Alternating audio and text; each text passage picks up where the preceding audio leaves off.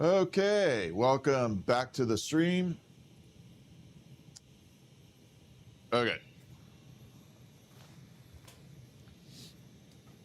Welcome back. Man, I hate it when it does that. I don't want that. Here we go.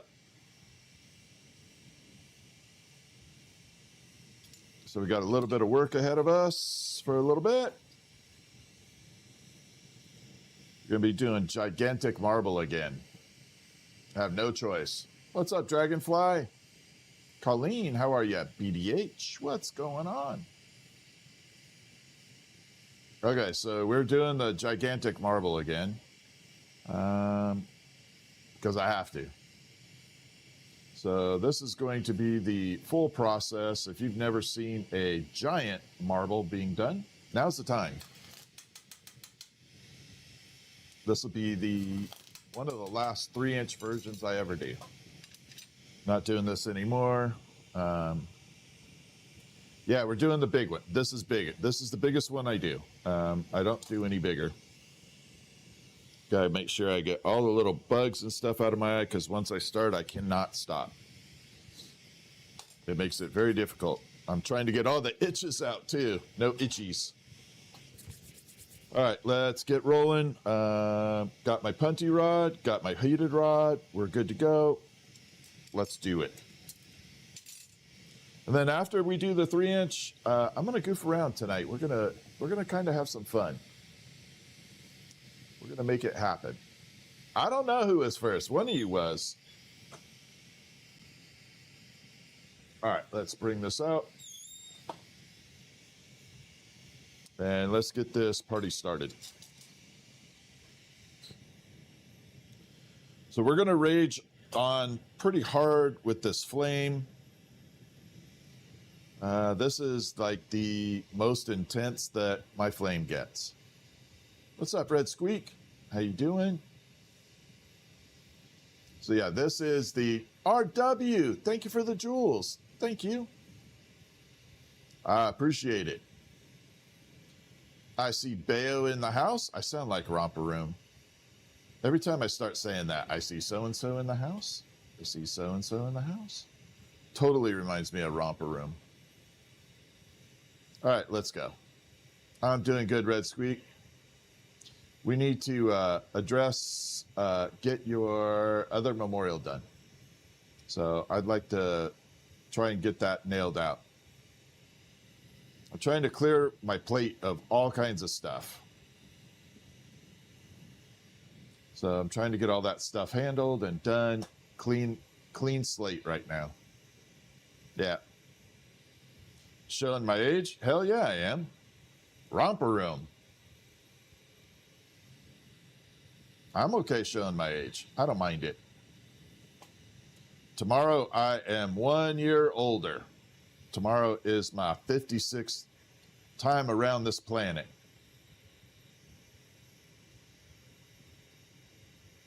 Here we go. So we're going to start melding all this in and start building it up. I know we are. Gen X is absolutely good. All right, here we go. We definitely have to push a lot in here.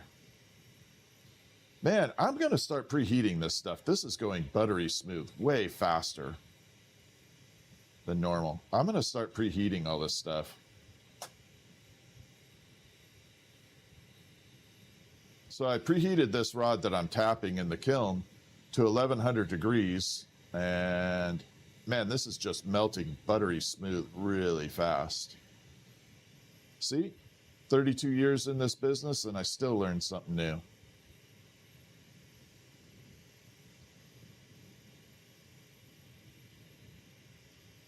I should now, but I'd probably have to preheat like 4 of them, but that would be okay.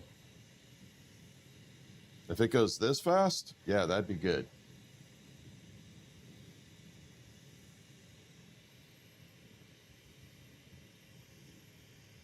Okay, so we're just pushing a mass in here.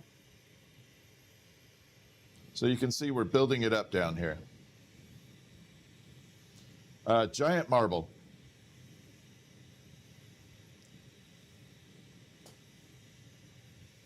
A giant marblicious marble.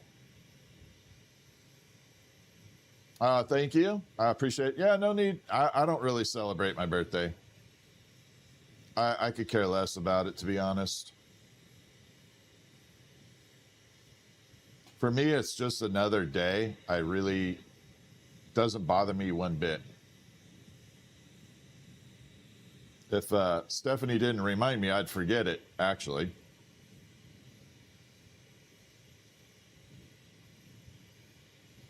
Okay, so we're getting to a little short point here. So I'm going to separate this one.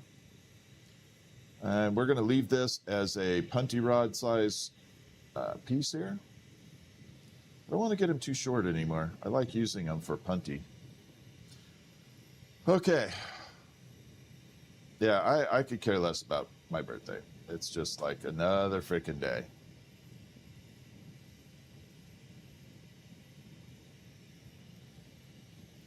All right, I want this to just cool off before I set it down, or it's going to melt something that I don't want it to melt. There we are.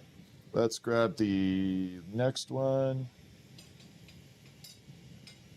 Oh, this one's kind of pre-prepped already, so let's get this one done. Use this. No worries. Thank you, Red Squeak. Thank you, RW. Thank you, Gail. You're from India? Well, welcome in.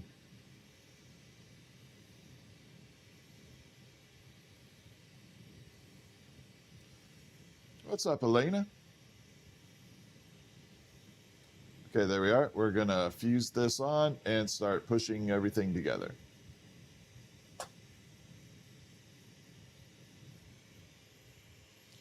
So in order to do the 3-inch marble, my mathematics, the way I work it, is the marble base, like the blank that I'm going to be using, has to be roughly 2-inch in diameter rod and then about 4.5 inches in length. And that will compress down into a 3-inch ball. One of the kind of, I don't even know what to call it. It's kind of like a little mind trick on it. When you start making a marble, you think, let's say this rod right here is about 3/4 of an inch. It is 20 millimeters. So if I wanted to make a 3/4 inch marble, you think I could just pull off a little section and be a 3/4 inch marble. Nope.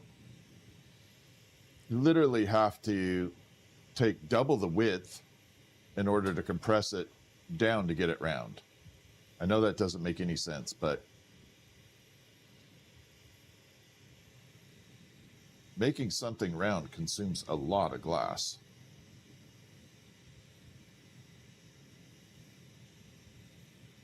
All right. So the nice thing is when we start doing this marble, it is in the browns and greens. And we're going to be doing the brown. We're going to be doing the kind of like a wood pattern. Kind of make it look like a wood technique where it looks like wood instead of just a brown. Then the greens, we're going to use a little bit of a multiple green, give it some spirally funky coolness. And white just looks like clouds. When they're all combined together, it just looks amazing. They will all be blended together, and it should look kind of like this, I don't know, earthy looking marble, all in earth tones. So the color pattern, we actually call it earth tones because it is brown, green, and white.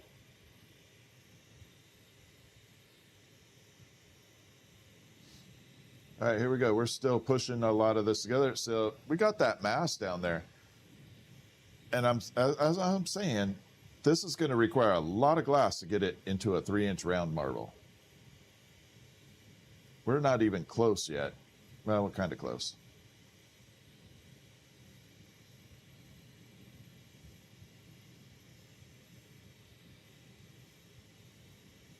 So we got my mods on here. We got Grows Glass Gallery and Dragonfly Creation and Red Squeak. all of which you should go give follows to. Red Squeak's going to be doing some amazing photography and posting all kinds of cool stuff up with photography. We got Groves and Dragonfly, who also do this as a hobby / profession, kind of.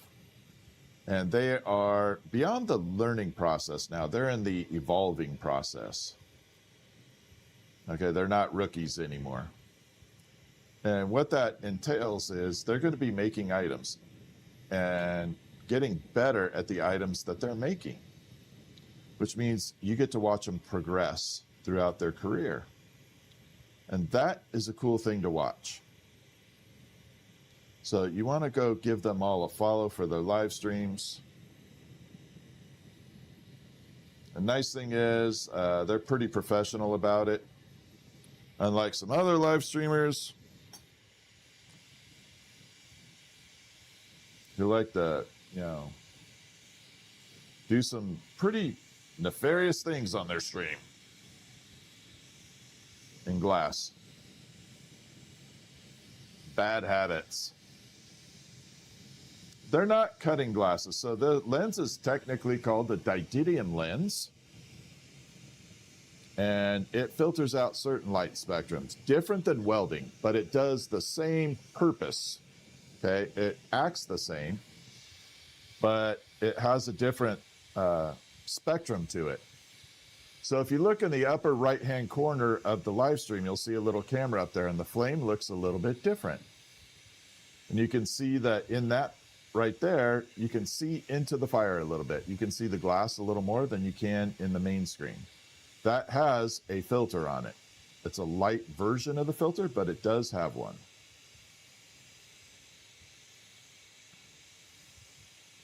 So that camera in the upper right-hand corner has a filter. Now, when I get this pushed into about the 2-inch mark, 4.5 inches long, 5, I'll use a separate filter to show you exactly what it looks like. So we're going to be making a giant 3-inch marble. And I know that doesn't sound like big, but it is big. It's about the size of a softball.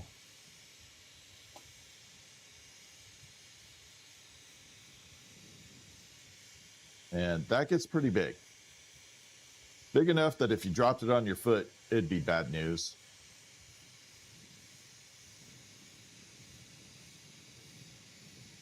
Okay.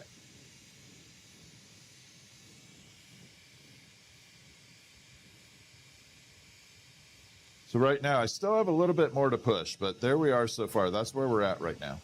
No shark right now. I do make sharks, though. Are all the roses spoken for? Nope. They just got listed on thefieryguy.com. Go check out thefiery.com. Stephanie just posted all the roses. So she labeled them in color coordinated version with letters corresponding to it.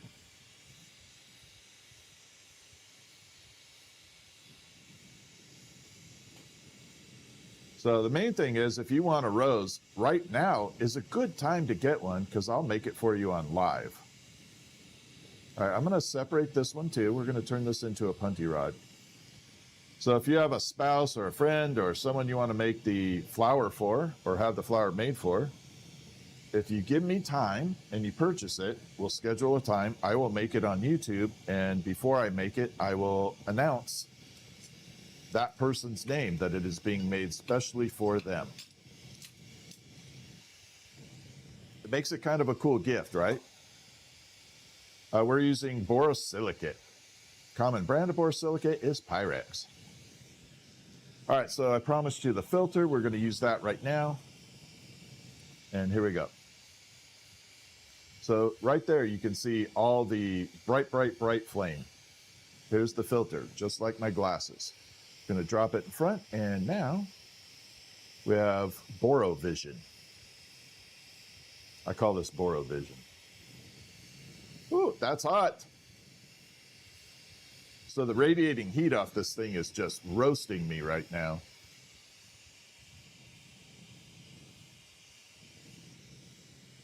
All right, we have to go a little bit bigger. This isn't quite big enough right now. I need to build it up just a little bit more, then we'll start applying the color. But it definitely needs some more more mass. Let's kick it up a notch. Oh, I did trim this one. Holy crap, I'm way ahead of the game.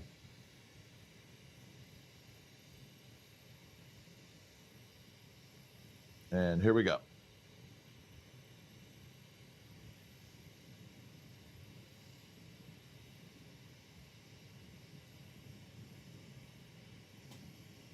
And 3, 2, 1, we push it together. Yeah, the little mini camera works pretty well for showing the kind of filtering out some of the light. I can do a darker version of that. I just don't know if I want to. I do have a darker lens for it.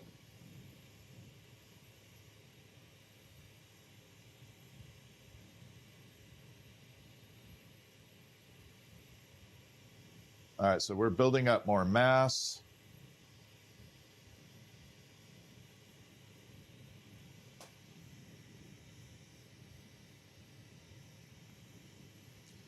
And this thing does get heavy.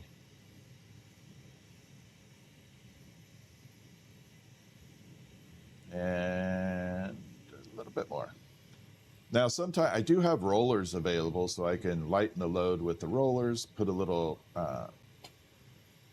stress relief on the rod itself on my shoulders by using the rollers, but I don't like them also because they kind of limit my motion. I'm working with Dragonfly. I got to get back with you and Terry. I want to create a set of rollers that are on scissor arms that can kind of be moved all over the place. But I actually found a better version, Dragonfly. I think we can do monitor arms. So like a monitor swing arm for like putting a monitor on a desk. I think we can put the rollers on a monitor swing arm. And that would open up a lot of freedom. All right, this is going way faster than I thought, which is good. All right, a little bit more and we're good. Here we go. We're almost there. About another 1/4 inch of mass. And we should be all good to go. This is a little slow progression at the moment. Once I get this part pulled off, then we will add in the colors and stuff. It starts moving a little bit better. But yes, when you're doing a 3-inch marble, it is a tiny bit slow. People are paying really good money for this. So I am not going to rush it. This is a very expensive marble.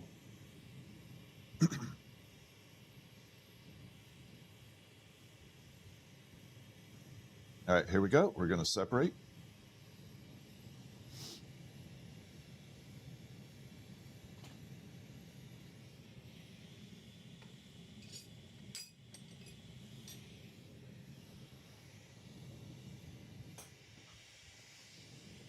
All right, let me grab a drink here, powered by Mountain Dew.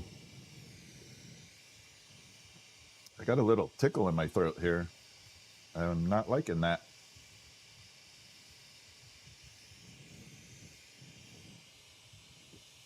It's not feeling good. All right, so we got the mass built up. Now it's about 2 inches in diameter, about 4.5 inches in length. I'm sorry, hold on.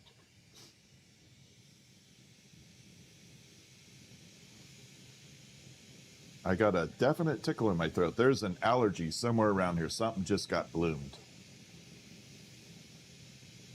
And I need to do away with that. 1 second. I'm going to put this in the kiln temporarily. That is not good. My nose is starting to run.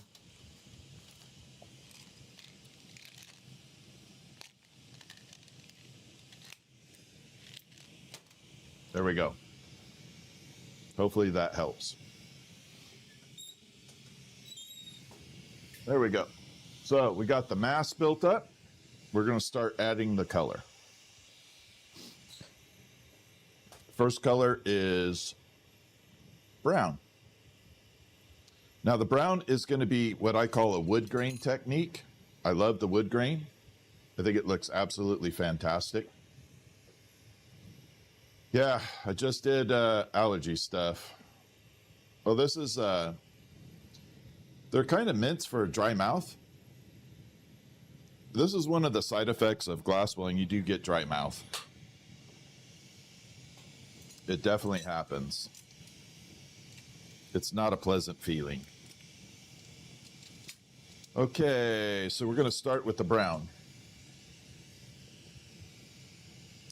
No, the marble from earlier today is actually in the kiln. It's not coming up. Oh, you're all good, Groves. Yeah, these are my normal glasses. These are the Meta Ray-Bans. These are the ones that everybody think they always say, you know, are you blind? I think because they have a Stevie Wonder look to them. Ray Charles, actually. I think Ray Charles actually wore Ray-Bans. I'm not 100% sure with it, but that's why everybody associates it with blind glasses.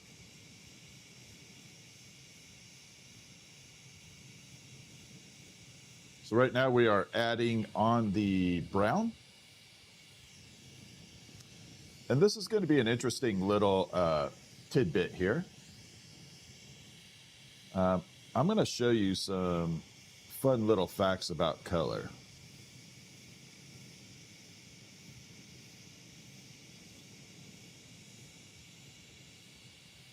So we're going to taper that off right there.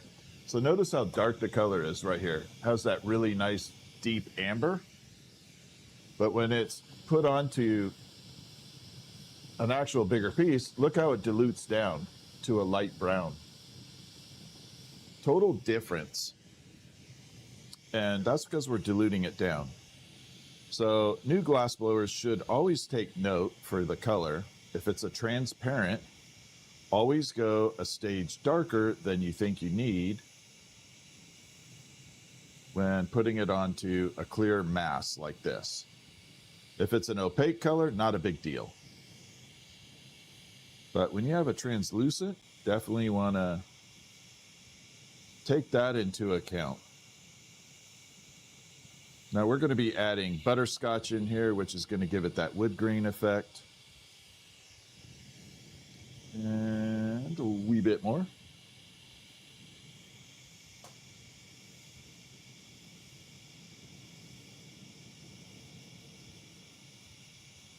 I'm kind of liking the wood grain effect too. I may try and incorporate something new with that.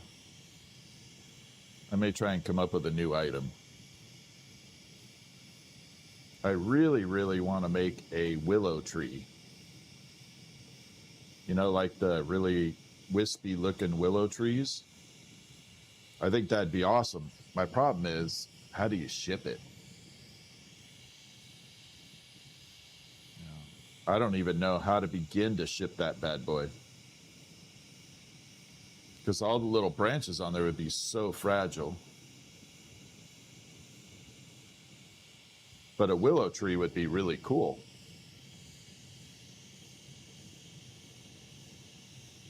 All right, one more little stripey here.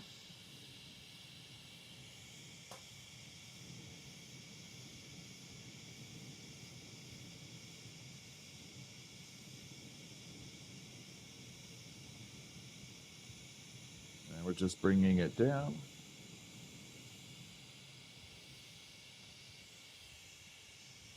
Yeah, I can't figure out how you would ship it. All right, there we go. Now we got all the brown laid down right there. From the transverse side, you can see it goes a little darker again. Total trip, right? So we're going to be doing what I call the wood grain effect. So we're going to put some caramel on top of this brown. And then we're going to blend it with a clear rod. So this is the color here. You can see that darker version at the tip there. That is essentially what it looks like. Okay, there we go. Let's do it. Let's get it.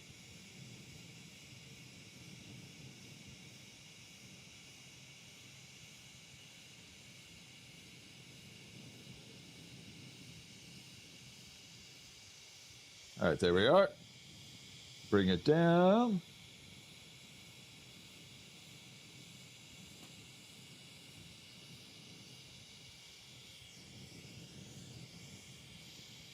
Yeah, there is definitely something in the air that's kicking my allergies in to high gear.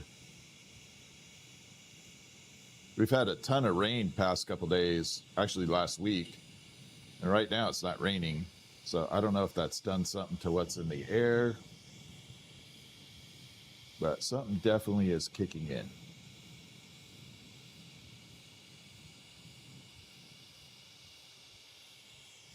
All right, one more little stripe here.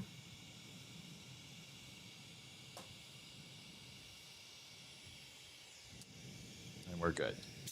Not as bad as like when I was in Vegas. That's when I had super allergies to the cactus flower. All right, now you can see all those different browns running through there. We're going to use the flashlight, kind of give it a little context there. Okay, see those caramely colors up against the brown? All right, we're going to take those, we're going to blend them all in and create a wood grain effect.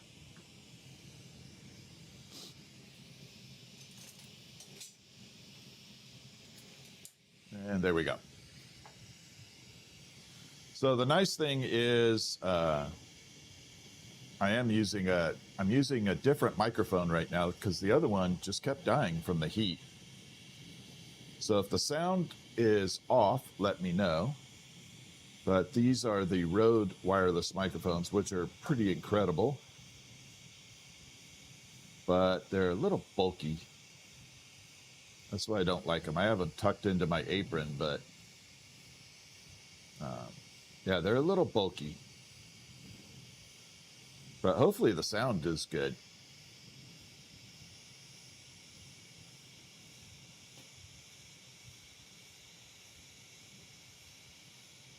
But we had the mic die earlier today, so that sucked. That was not fun. All right, so we're blending in.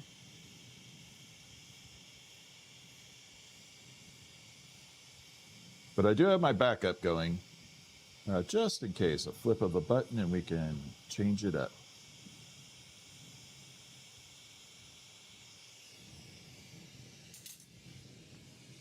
So there is the wood grain technique that we're starting there, and there are the lines leading up to it. We're going to use the flashlight again so I can show it. These are the Meta Ray-Bans. They are fitted with the didymium lenses. I had them custom made. So there's the wood grain that we're starting off. And then there it is before we get to it. So we're turning this into this.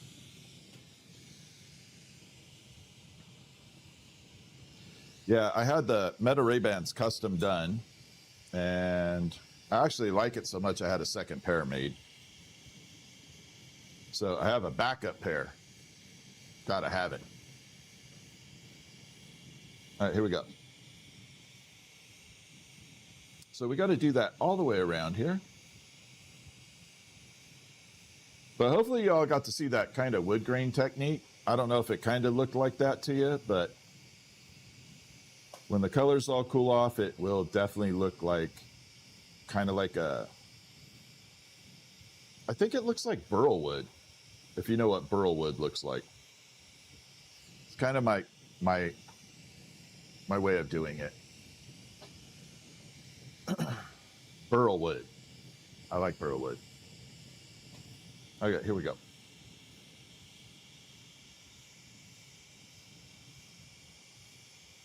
So the next color we're going to do is white. We're going to blend the white into the brown a little bit.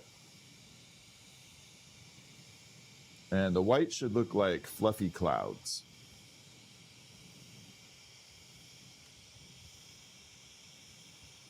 Little cloud-like.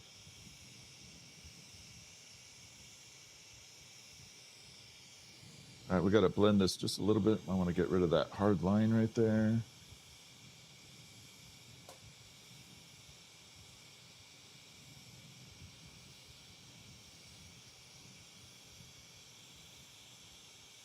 All right, we're good. All right, so again, I'll show you. Sorry, it takes a while. We're just going to kind of jam through this. Now you can see the kind of wood grain look in there. It's going to get a little darker later. But yeah, there is the kind of wood grain. Actually, it's looking really good. I am not disappointed in that. I do like it.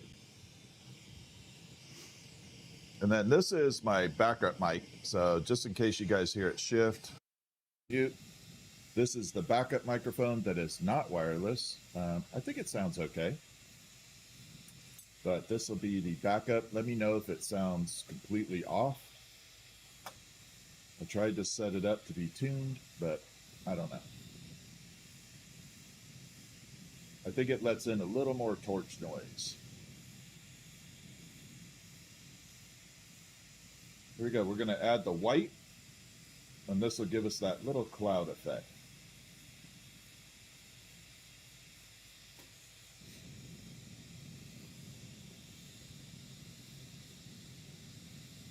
And we're just going to keep coming through.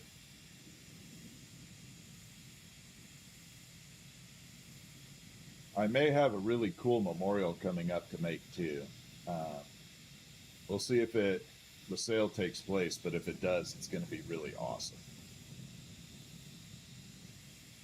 I did a version of it for this customer a while ago. They had another pet that passed away, and this time they want to do very close to the same thing, but 3 of them. And if that takes place, it's going to be an awesome demo to do. I mean, seriously awesome. Rockhound, how you doing? PNW, welcome into the stream. Love my Pacific Northwest neighbors. All on the hunt for Bigfoot.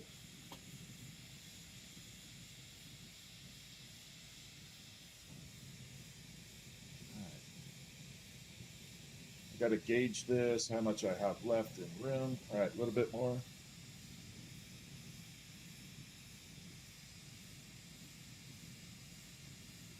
Add this down. I got to leave room for the 3rd color. Yeah, I'm done with this. I don't have enough room. So we got to make sure we leave enough room for the 3rd color.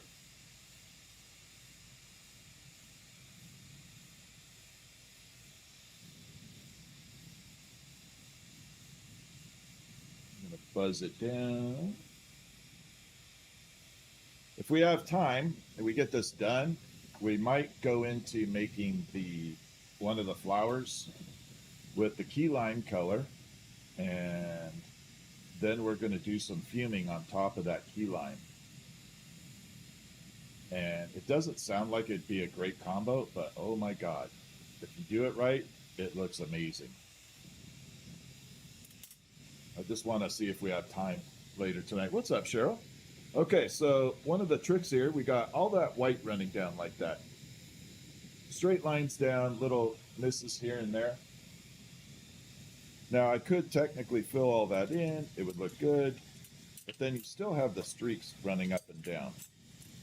I don't like that look for marbles too much, so we're going to blend all that in together too. Now this I try to simulate to look like clouds. And for some unbeknownst reason, every time I start thinking about this and I'm making clouds, the movie The Aviator comes into play, and I keep thinking about when they're talking about clouds from the movie The Aviator. Great movie. But I just keep imagining them saying clouds.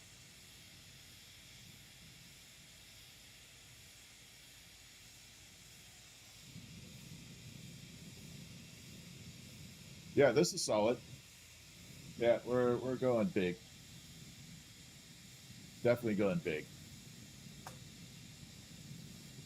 And we're going to start blending. So I'll show you where we're at. Now we did mix kind of the brown into the white a little bit, so it's blending.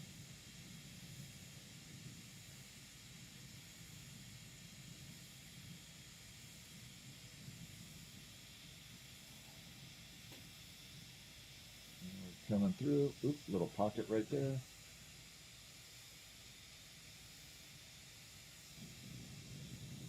gonna have to set that down. Getting hot. So see how it just changed from those lines? So got that done. A little bit of lines right there, but it looks very, trying to get it to look cloudy. Fluffy clouds. Ah, itches. Damn it.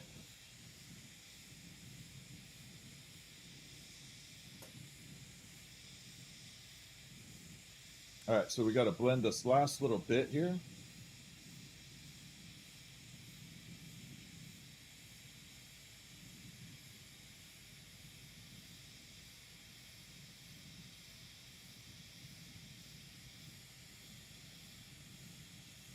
And here we go.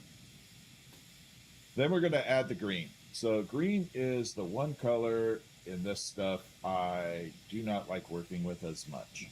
I love the color, but green has a tendency to create cracks if you do it wrong.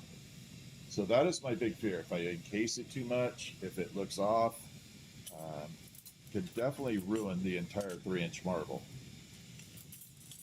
And we don't need any of that. That does not look right. And there we go. So this is the green we're going to go by choice. This is called forest green. And we're going to implement it here. Stripes down, and then we're going to blend it as well. We're going to use a little bit of a sparkle shimmer green. Kind of create this little mystical look to it.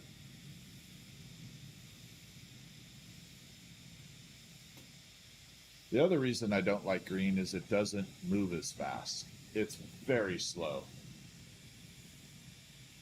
So certain glass flows at a very good rate, and some glass is stiff as heck. This being the latter.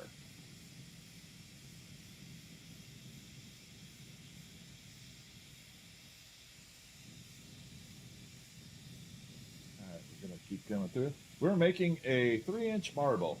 Technically, I don't think it's a marble after it hits 1.5 inches, but we're just going to call it that.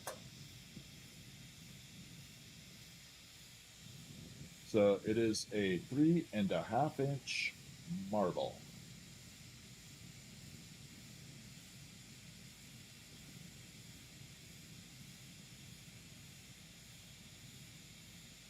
Which is pretty big.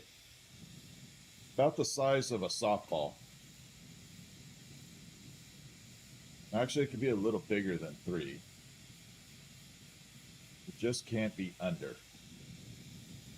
All right, one more little green here to blend on top.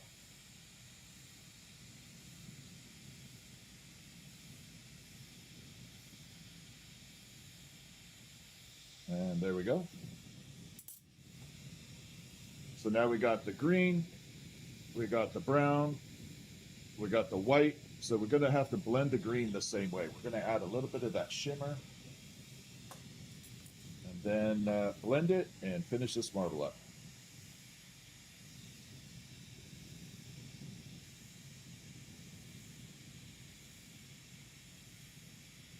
Just a light version of this, not much to it.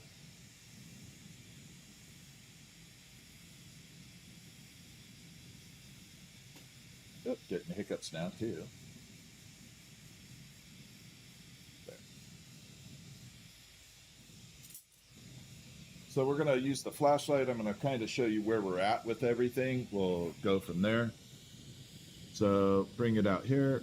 There is the white, kind of fluffy clouds. There is the wood grain. And then we got the green right here that we got to work on. Actually, let me see if the side camera will pick it up better. Hold on. All right, we're going to engage the side camera, bring it down. See if you guys can see that a little better. There. Now you can kind of see that wood grain effect in there. It's going to get a little darker brown a little bit. There's the white. And then we have to take this green and blend it all together too. But that is what we're working with at the moment.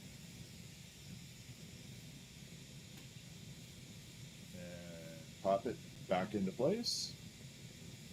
There we go. Now we're going to blend everything together.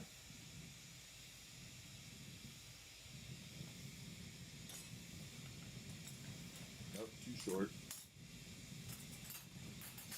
Oh, please tell me I have one longer glass rod there. Just one. Not asking for much. Oh, we're going to have to use this one. It's a little thin, but hey, it'll work. All right, let's blend everything and call it done and start pushing this into the marble. I just have to be a little more gentle with this because this rod that I currently have is a 6mm, and the one I was using was an 8 to blend everything with. And the problem is if I put too much force on this thing, I'll snap it. And that's where you get the cut fingers. When the rod snaps, it will slice right through your hand and create very much an unpleasant feeling. So let's avoid that tonight.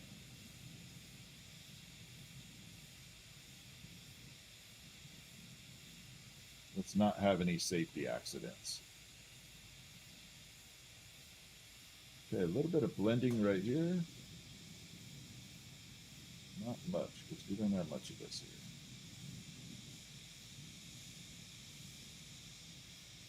A little bit right here.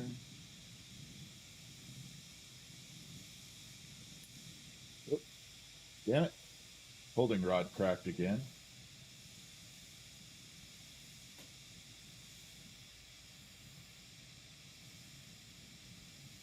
So we definitely have to seal that back up before I go too far. I don't want this thing falling off.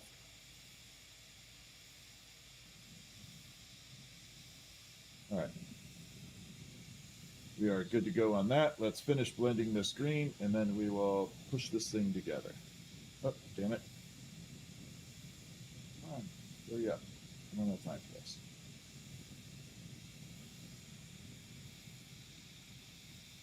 And here we go.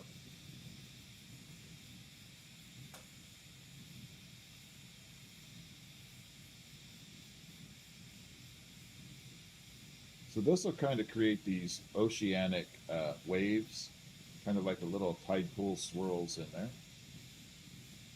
It's a little oceanic version of it.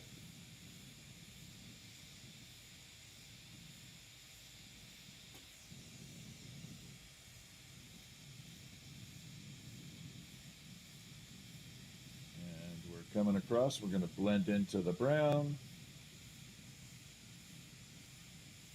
So everything is kind of blended together, and then when we start to spin it into its form with the swirls, they'll see a little bit of a definitive line, but it still leaves a little bit of crossing over, like a little cross-pollination.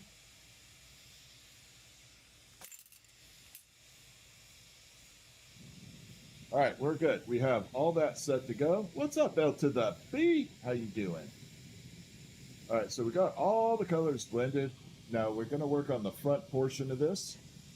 Everything's kind of disorganized up here. We're going to pull it down and get it into a spiral shape. I'm going to move these punkies way over. And then we'll start pushing this into its final form. No, if I was making s'mores, it'd be a whole lot better. No s'mores. All right, so we're going to take this and we're going to blend it up. Got to do the spin for the win.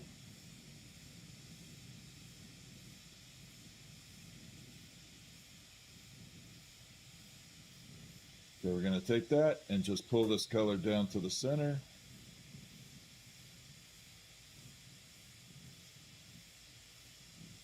A little bit there. I need a little more. That's not going to work.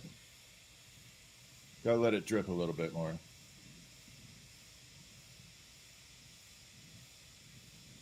Godseeker, thank you very much for the jewels. I appreciate it. Looks like a fish. It could be. There's a lot of different things you could turn this form into. There's like I could think of 20 different things you could turn it into right now. But right now, this is going to be a giant marble.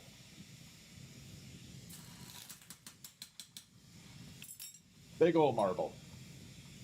All right, now we got the front a little bit organized up here. We're going to let it cool off for a second. You'll see a little bit of a spiral, not much, but it's getting there. See that little tiny spiral at the front? That just gives me a good starting point. And here we go. We're going to add in the second rod.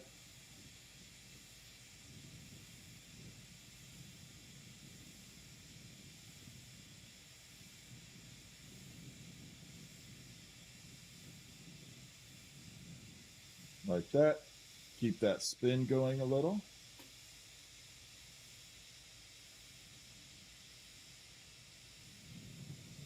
Let it taper down just a touch.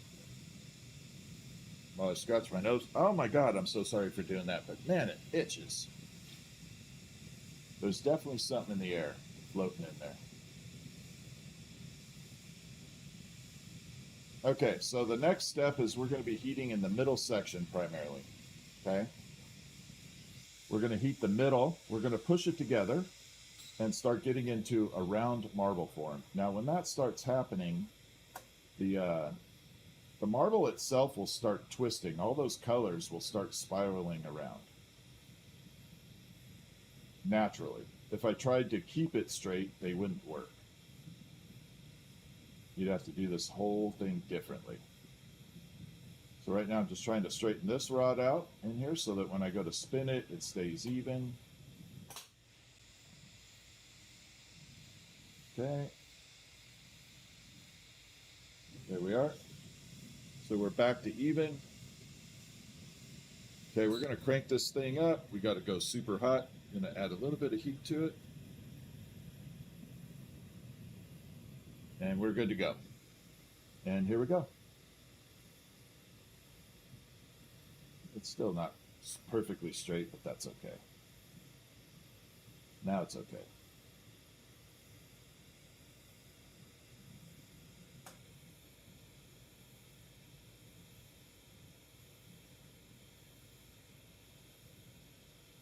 So you can see right where I'm heating, right in that hot spot.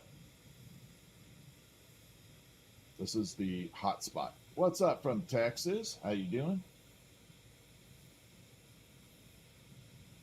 I know, right? I know, Groves. I got you. I couldn't think of anything worse. Okay, so again, we're heating right in that section right there. The two ends are kind of left semi-alone. We don't want to overheat them. There goes a bug. Watch. There goes a dead bug now.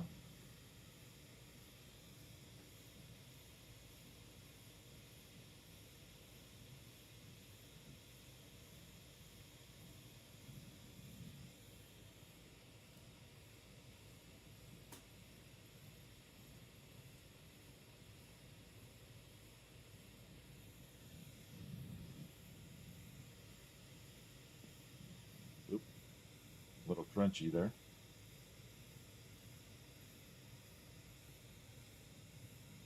So you really see that hot spot now.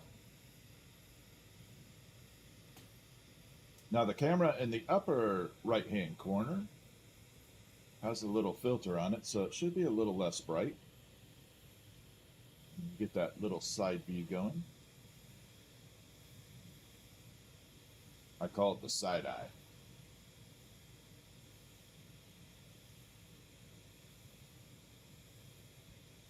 And here we go.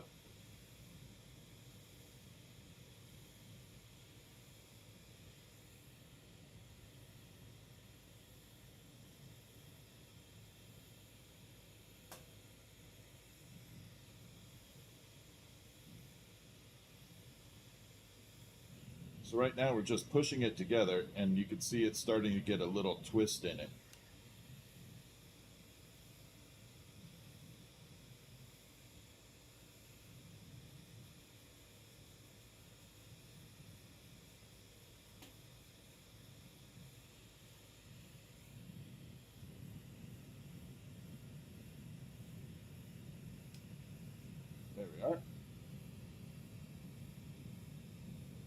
Now that's what I'm talking about right there.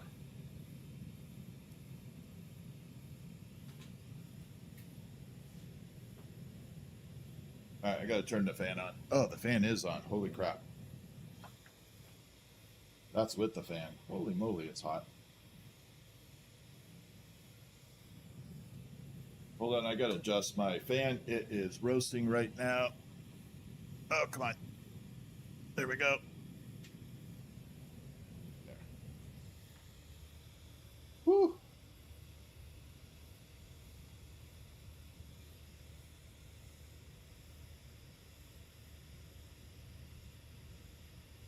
That's a hot tamale right there. That's 3,000 degrees of thermal explosiveness there.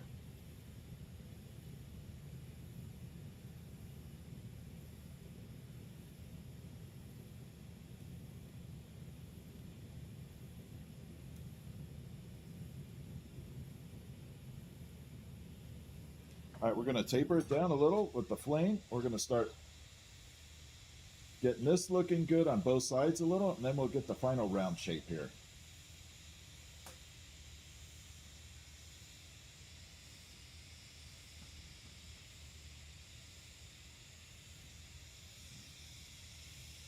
And here we go.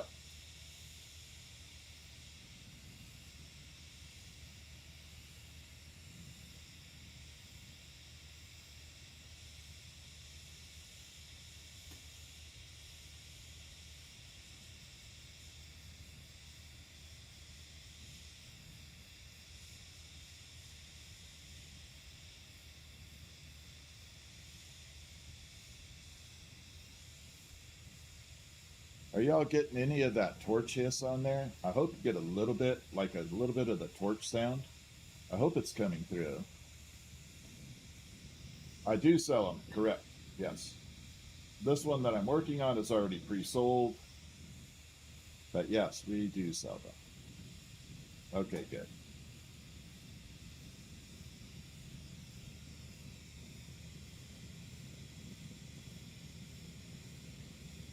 Thank you for answering the question. Okay, we're going to kind of let that settle for a second. And then we're going to work this side and we'll start forming it into the marble. We're going to be using the round half domes in front of me, up in the very front of the screen. That is what's going to transform this into an actual marble or globe.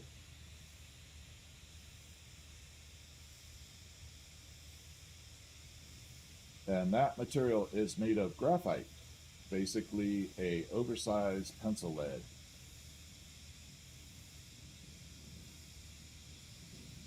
Blah.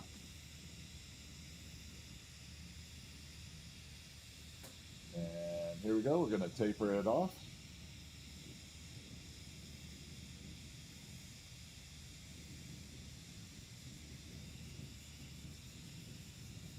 Like that.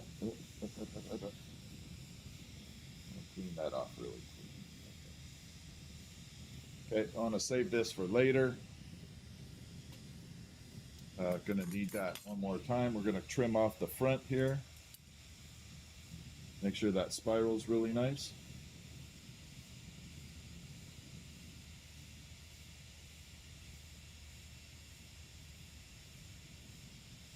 Right there.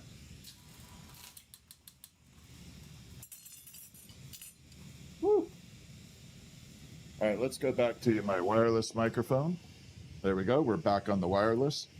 TikTok is making me do my CAPTCHA. Perfect timing. Hey, first try too. So I'm going to show you with the side camera what we have going on. We're going to bring it in here and we'll do the side view. So now you can see all the colors and everything buzzing through that way. You can see all that green, brown. This is all, there we go. So that is what we're working with currently.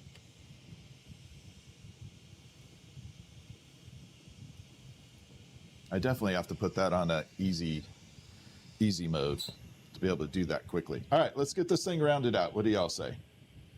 Let's do it. Let's get it. Yeah, it's getting hot in here right now. We had a bunch of cold weather for a while, and I kind of dressed for it. Now it's hot as hell. No pun intended on that.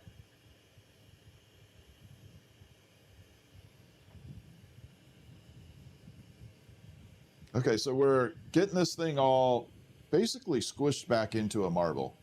Either that or it's an Olympic torch.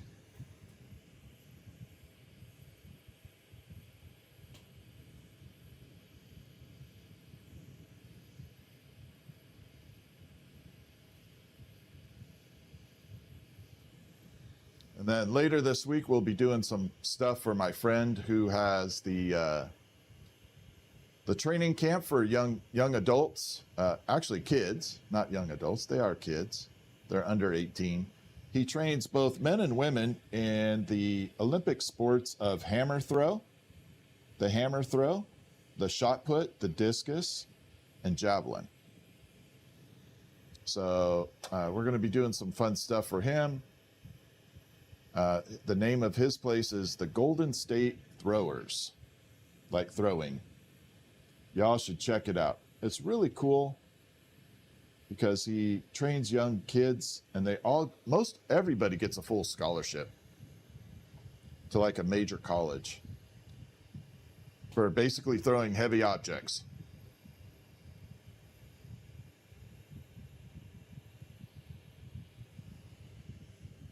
It is actually really cool. All right, I'm trying to get this wobble. I got one wobble in here. I'm going to bring it over. Right up near the front, you're going to see where it's really smooth, and then it does this. It's got like a little gap in it. I'm trying to get that out before we go into the mold.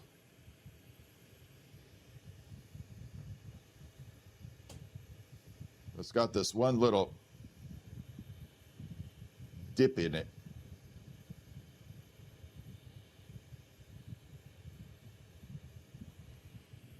So we're just bringing it in.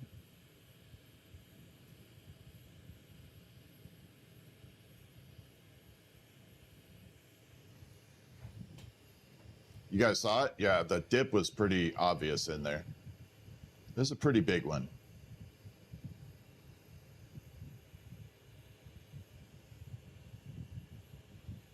Okay, so we're getting close to where we're going to start using the mold. A lot of people ask me about how heavy this is, and the best way I can refer to it, kind of take something about the size of a broom handle as far as a stick, and tape a can of soup to it, like a big can of soup, and that's exactly what it feels like, that weight. And then hold it out here for an hour and a half. And you'll know exactly what it feels like.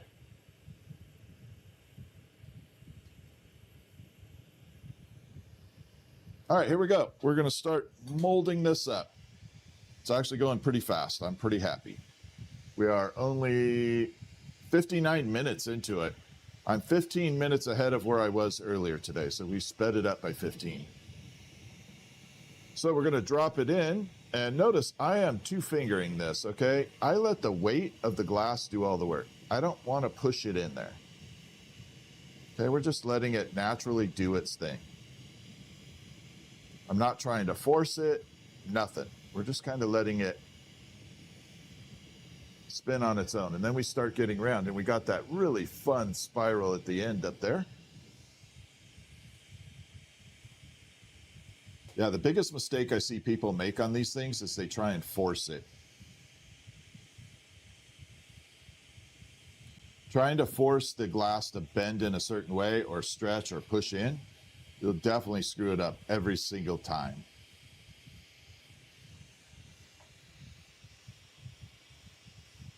Not a doubt in the world for that. And to everybody that was on the YouTube channel yesterday, thank you very much. And TikTok, by the way. Our YouTube views, we hit over 100,000 views last night's stream.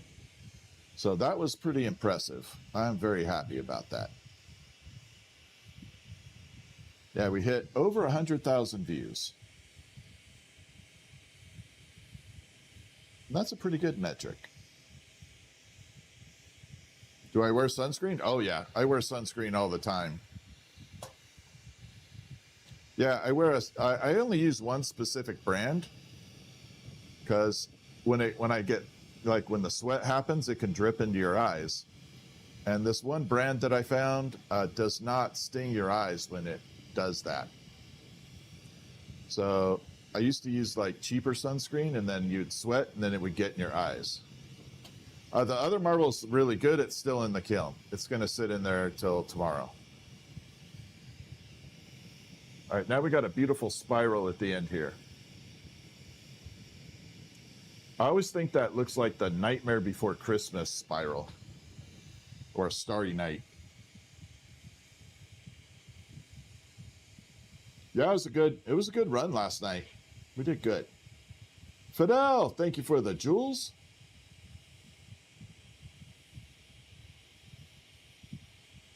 We got Creative Release gifts on here. If you guys have not checked out Creative Release, go check them out on TikTok and check out their artwork. Awesome. And we got to do our little shout out to Groves and Groves Glass Gallery and Dragonfly again. They both do this same type of work that I'm doing right now. So you get to see different people doing the same type of thing, just different perspectives. And then Red Squeak, you definitely want to give a follow to, because we're pushing her to add a lot of photography. She's going to put some cool photography up. Making a 3-inch marble. Actually, it's a little bigger than 3 right now. Let's do a quick marble check.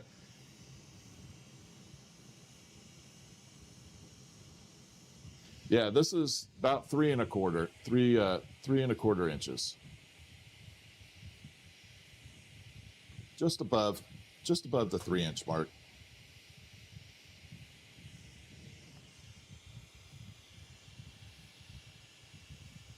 Okay, so we're getting this section rounded out. Then we're going to spin up the other side and finish this thing off.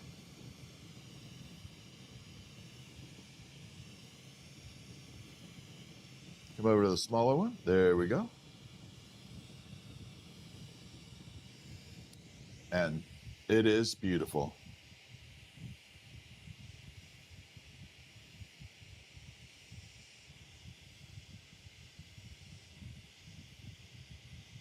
Uh-oh. Okay, we got so the first little problem on it, got a little bubble. I got to pop this bubble out.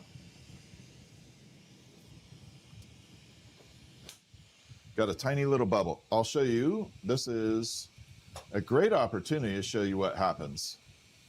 So we're going to bring this out, and where's my bubble, if I can find it on the camera? Oh, where'd you go? All right, where's the bubble? Let me heat it up. There it is, right near the top. The little bubble right there. There's a tiny little bubble up there, right there. See that little pimple looking thing right there? Got to get that out.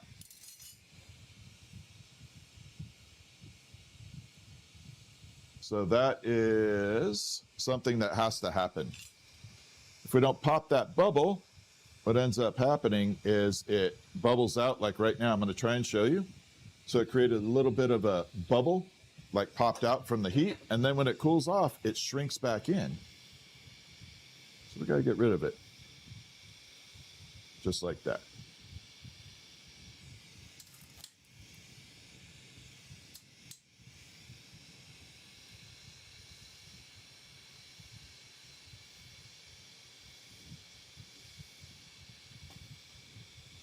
That means I'm going to have to blend this all the way around a little bit.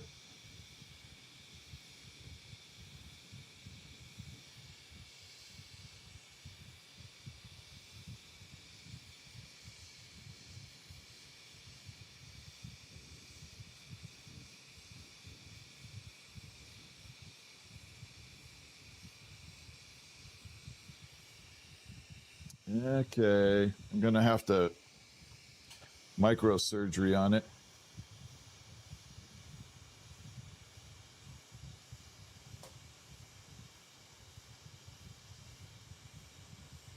Make sure there's no more bubbles. Okay, we're good. So we got to respin this spiral up here.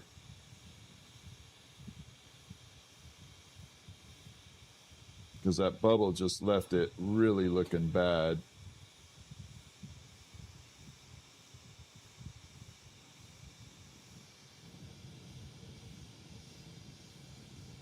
Are you still there? Yep. Yeah, it was still there. All right, here we go. We're going to pull this down now.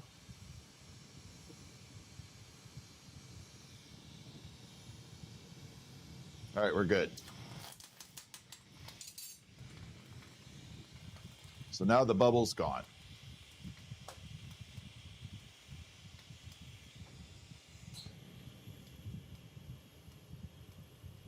That would have been worse to have happen later.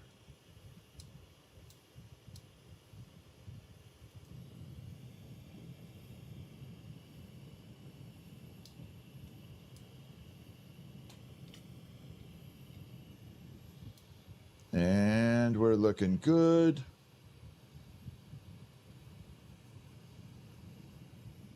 Yeah, and we still got a nice little spiral at the end. I just reshaped it a little. So we got a nice little tapered spiral right there.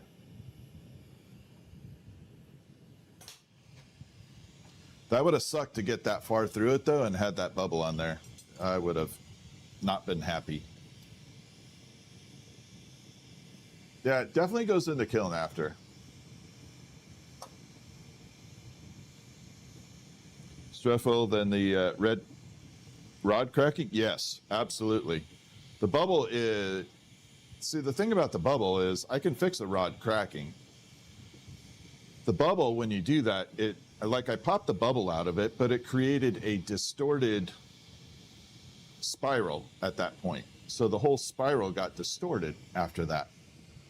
So then I had to go through and reshape it. Now, if I didn't fix that bubble, what happens is as I heat it up, hot air pushes things out, expands the glass, creates a bubble on top of it, of the actual marble. But that's not where it's terrible. The terrible part is when it cools off, it ends up doing the opposite. It creates a little cave-in like a crater. And that's the problem, is when it creates the crater.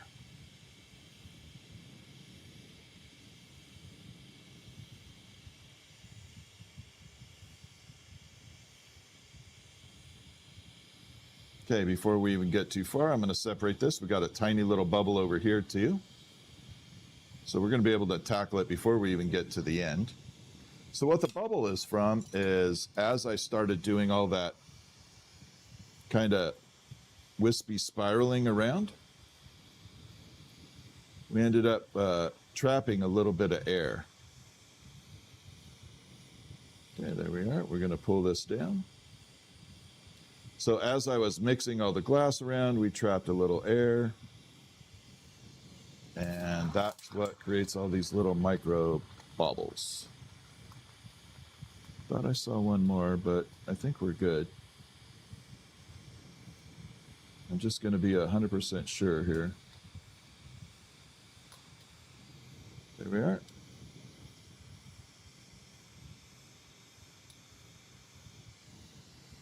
And there is no way I'm shipping a marble this nice with a bubble in it.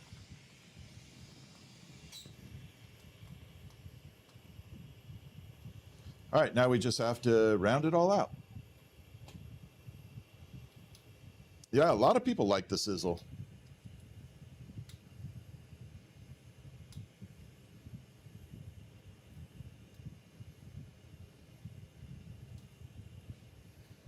Little ASMR sound.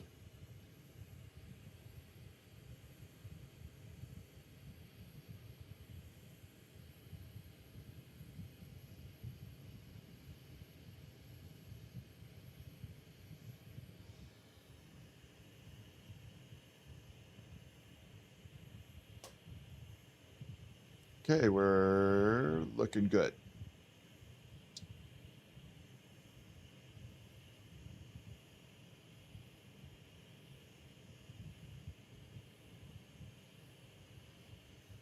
Just trying to get that little Humpty Dumpty up there mellowed out.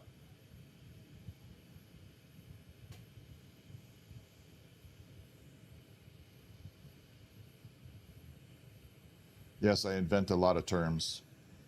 Humpty Dumpty is now a glass blowing term. The Humpty Dumpty.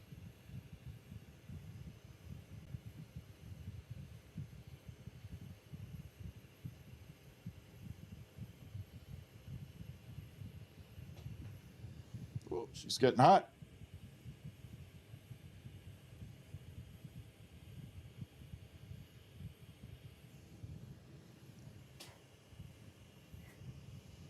All right, we're going to bring it down one stage and kind of let it start mellowing out a little bit. While we're doing that, I'm going to grab a quick punch of Mountain Dew. So just going to grab a little Mountain Dew. Here's to y'all for hanging with me. Do the do.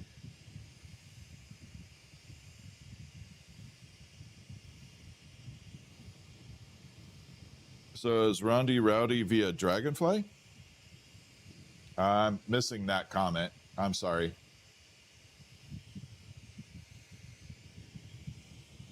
Oh, that definitely hits the spot. It doesn't appear right now, but my chest is actually on fire. It is probably, when I remove the apron underneath my shirt, it'll definitely be super beet red. It is definitely hot. The radiating heat coming off this marble is roasting.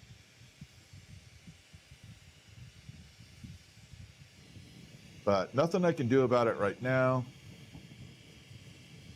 It's just, it is what it is. I'm surprised the microphone still lives.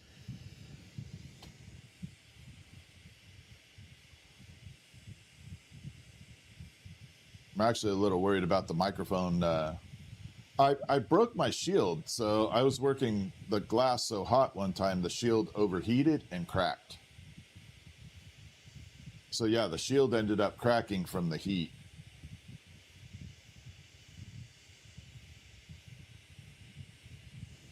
So that's how hot it had got.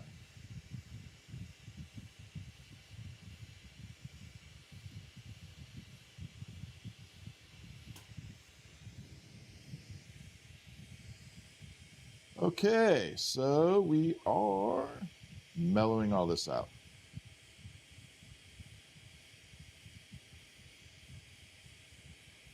We've got it all smoothed out right now. It's coming out really, really nice. We're still in the 3-inch mark. It's a little less than 3 1/4 now that I took off a little bit from those bubbles. But yeah, it's still above 3 inches.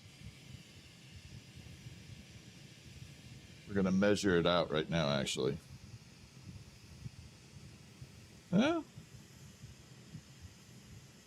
Yeah, it's actually still 3 1/4. I'll take it.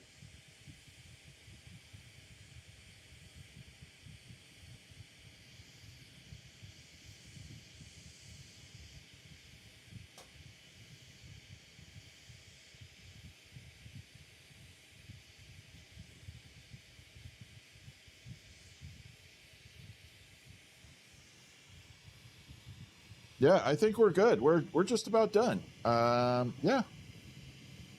I'm going to reverse the punty one more time because I got a wobble where this one's attached. But yeah, I think we're good. So we're going to use the side camera. I'll show you all the colors in it from this side. We'll switch it over and we'll burn this off, and this one will be all done.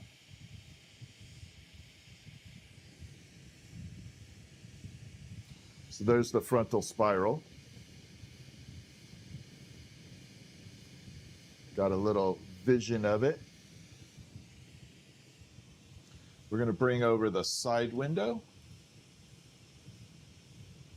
Side cam. There we are. get a nice view of it. So you can see that wood grain effect going on. We got the cloudy white and the greens going on right there. Definitely looks planetary. There's a little spiral. Now that little dead center in there will turn kind of brownish later. There's a little color in it, but yeah, there are the colors. Yeah, you can actually start to see a little bit right in the middle of that blank spot. You're going to see a little bit of color streaking right there. That's going to actually get better and better over time. I'm going to park it back down there. Grab this bad boy and finish it up. Side cam works really well. I got to set it up so that I can just foot pedal it and make it do that.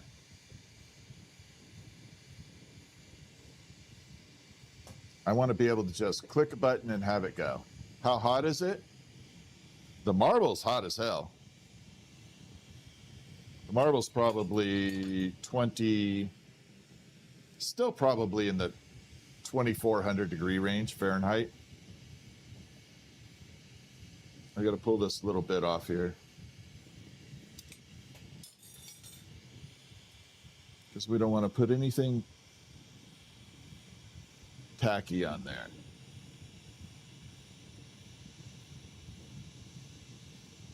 Okay, this is where it gets scary. That attachment is barely on there. Okay, it is not sitting very well on there. It's barely on. One bump the wrong way and this marble falls off. So if the marble does fall, I promise you I'm in perfectly safe. There's nothing wrong. It just makes extra work for me. But I'm not in any danger. But there's a 50-50 chance the marble pops off.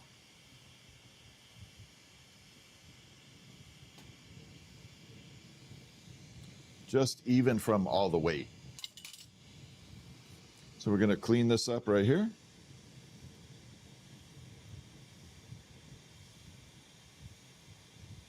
Pull that off. There we go. I don't want to put too much fulcrum weight on that, so we're just going to heat it this way, kick it up a notch, round this out.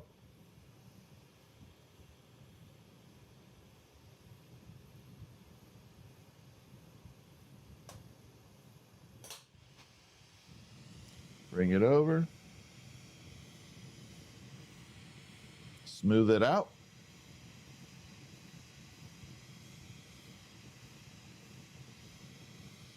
And she is looking pretty.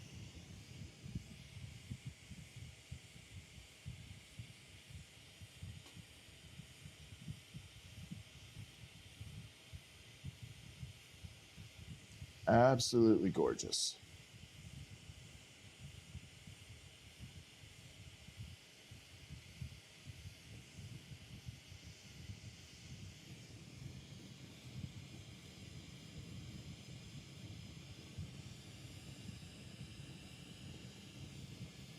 That is smoothing around in there like it is perfect.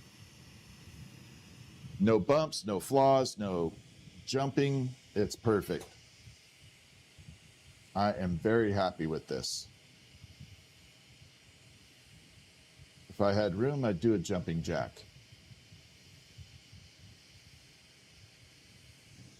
All right, we're going to use the side cam, and I'm going to show you exactly what it looks like again. And we're going to bring it back down. So there you can see this section here. We got all the little fun colors running through. And we're going to shine the light on it. So you see those greens and browns blending right there. And then the cloudy white, it's actually looking really fantastic. Has a beautiful little spiral up at the front.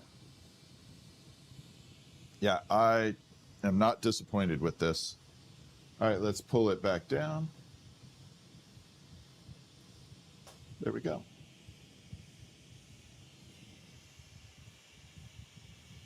All right, so how do you get it off the stick? See, I told you it'd fall.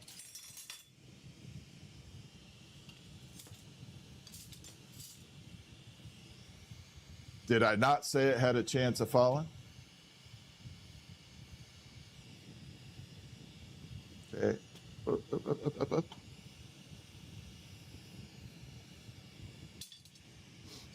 Told you it was barely on there. But I am just fine. And then we just polish it off. So that's how you get it off the stick the hard way. That's the wrong way to do it, but it works.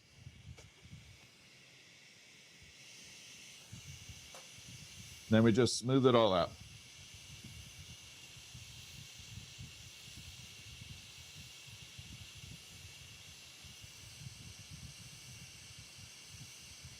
I don't recommend that method.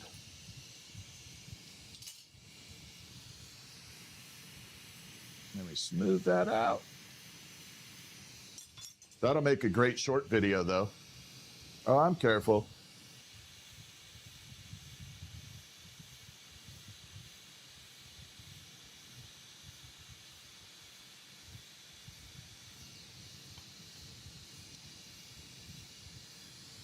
Make sure we didn't do any damage to it, though.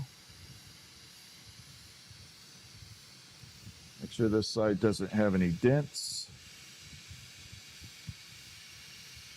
No, we're okay. There. Yeah, we're all good.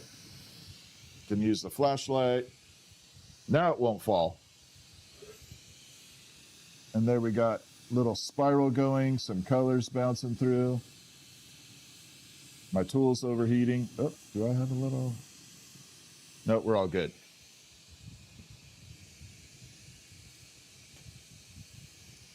I do have a little spot there I don't like. Hold on.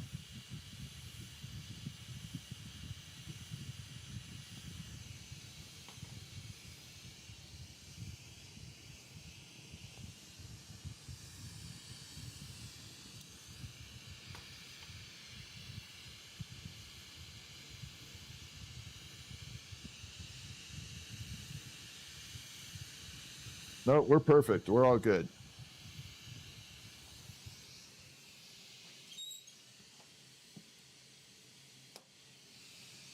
Now it just goes in the kiln.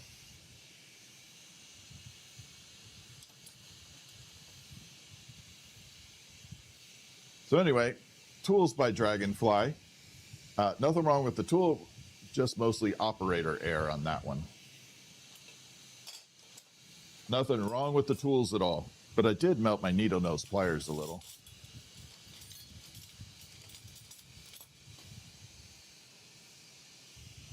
So we kind of did a little melting on my needle nose pliers there. See all those little, it's got hand grips now. It's got finger grips.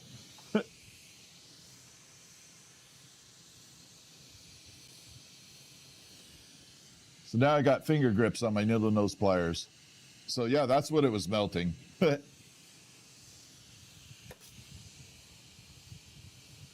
I know it's got character now. Okay. All right.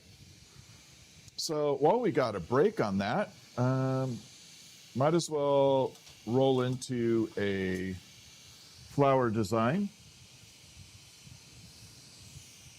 Give me 1 second here.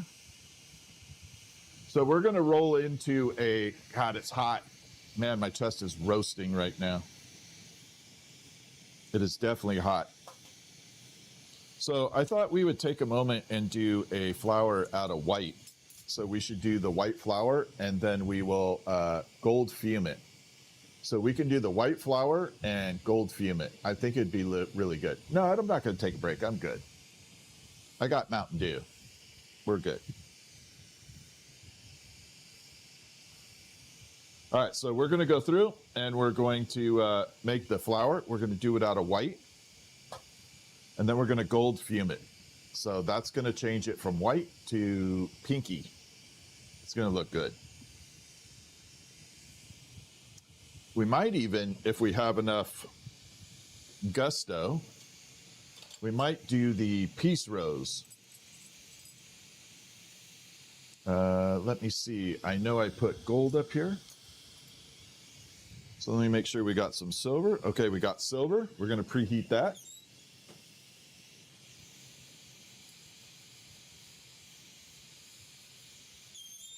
And then we got gold. So the piece rose has pink and yellow in it. So we can do the piece rose if we want to. You guys want to do piece rose, pink and yellow? Might be kind of cool, right?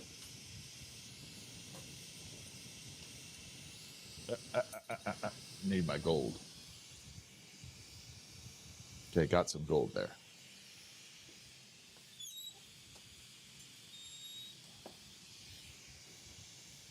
Fiery Mom's the one that gave me the piece rose idea. I can't take credit for that. All right, we're going to park that right there. Move this guy back a little. Right there.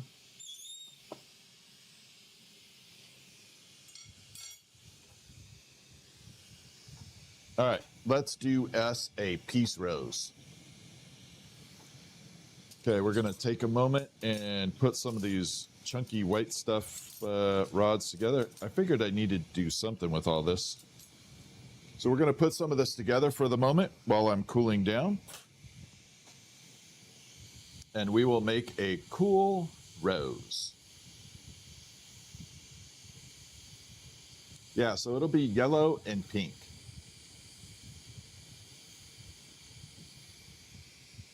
With white.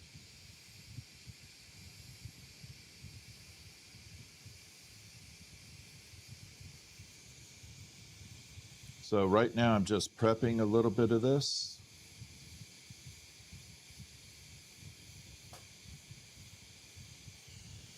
Okay, got that one done. I'm gonna park this stuff off to the side. I just need to make a couple of these and we'll be good to go.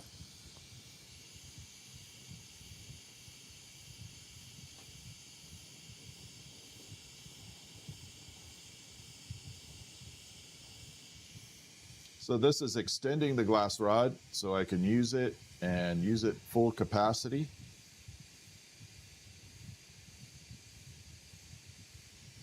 Because they're a little short right now, and then you get down to micro short, and then they become useless.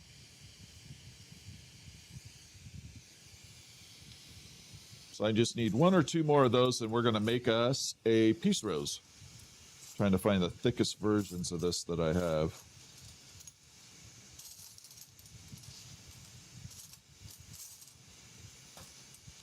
Yeah, you definitely work.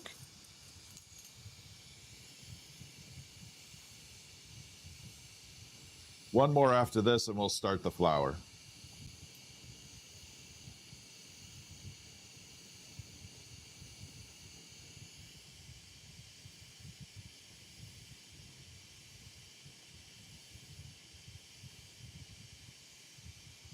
Okay, there we are.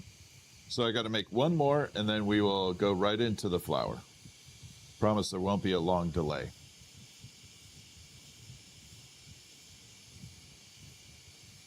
The other one I was thinking about is the patchwork. I had made a patchwork flower for, I think, JoJo Smiles. And it was gorgeous.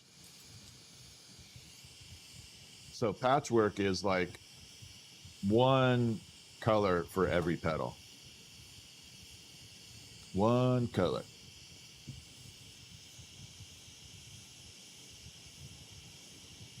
So like it had like 15 different colors on the flower.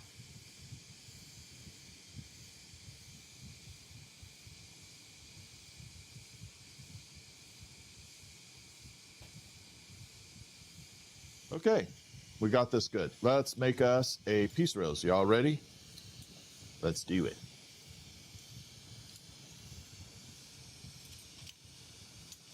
Let's get it. All right, we're gonna use this one's gonna have to be a little smaller. Do I have a shorty? Trying to see if I have a short version of this. Haha, I do. Now we're good to go. So we're gonna be, where is JoJo now that, I don't know where JoJo is, honestly. I think she's watching green trees and stuff like that, probably. Green trees and Grasshopper and Chris. All the people that have, all the people that are like, I don't even want to say it. I'm not even going to mention anything. All right, let's grab the flatteners. Not going to give them any more attention. All right, let's go.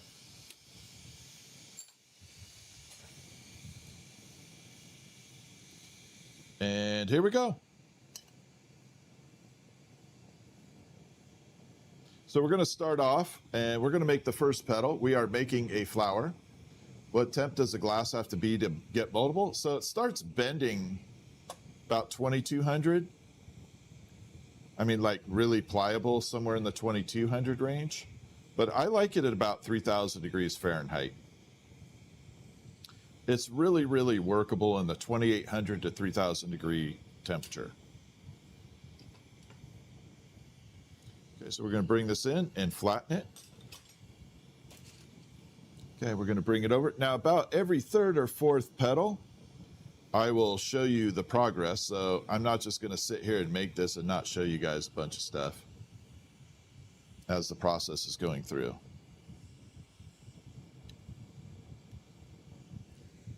And this is what I call taco mode. So the very first petal I do looks like a taco, like that. So it's just basically a flat leaf and tacoed in. Or flat leaf, flat petal. And we just bend it in like a taco, the taco flower. Who the heck wouldn't want a taco flower?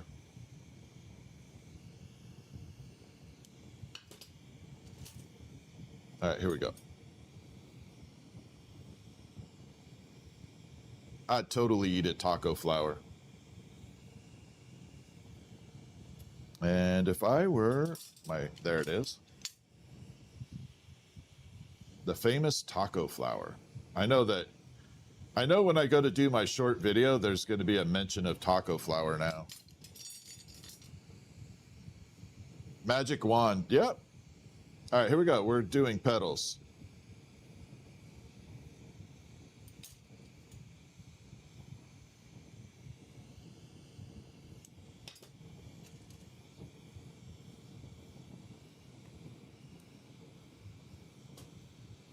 And as I said, about every third or fourth flower or petal, we will show you the progress. I think one of the things I like doing is showing the progress.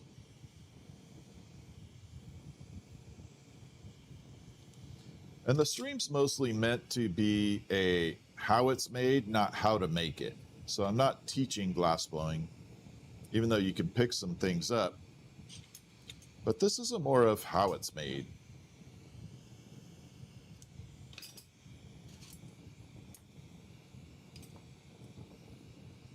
And here we go. Add it in.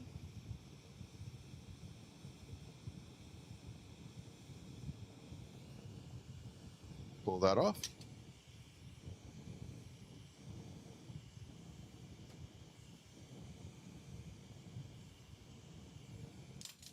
Okay, so we got the first four petals, the taco petal, and then the three little side petals going around. Okay.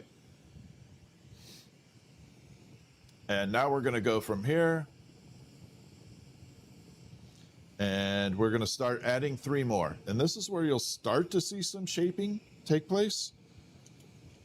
Because that first set of petals on there doesn't really look like much. I have to admit, it just kind of looks eh.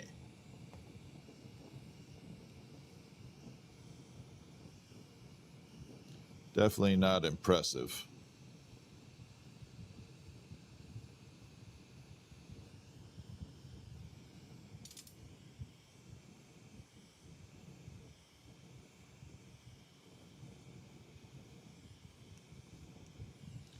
Okay, and we're going to go 2 more, and I'll show you the progress.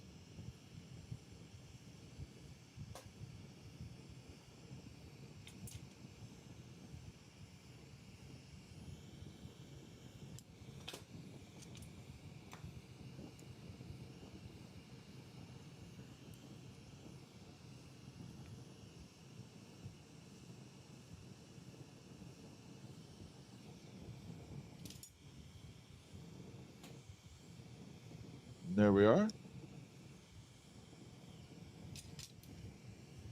we're going to bring it. But what's up, Melissa? How are you doing? I didn't see you in here.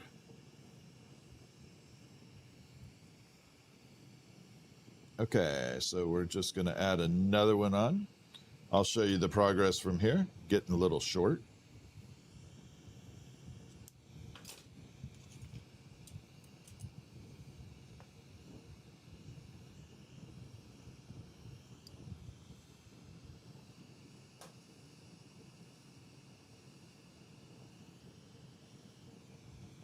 Definitely going to park that one off to the side.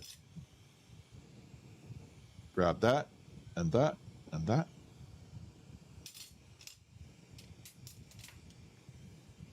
Okay, so there is the white all the way around. How much to make a blue? Tiffany, you have to message me on my website. I can't do too much talking on the on live. It's just too much. I don't remember all prices. And Stephanie can respond on the website. It's just too much for me to try and balance. I don't remember the exact pricing.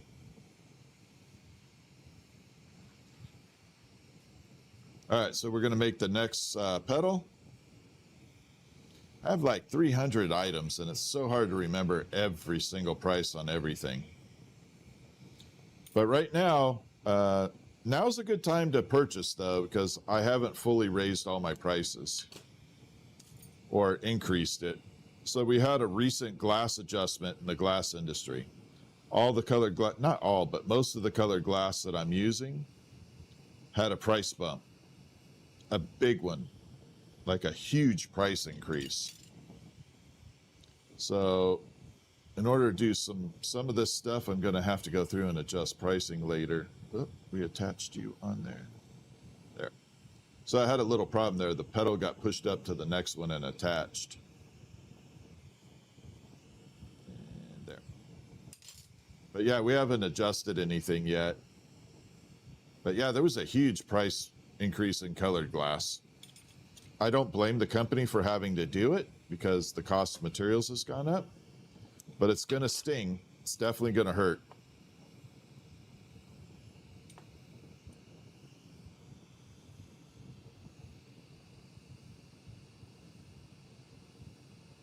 It's not going to be easy to get through.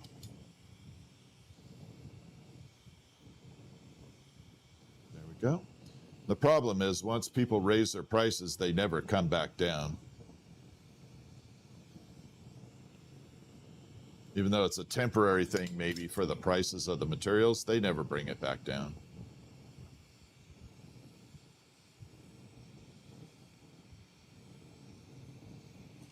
Okay, here we go. We're going to add in the next pedal, and I'll show you where we're at.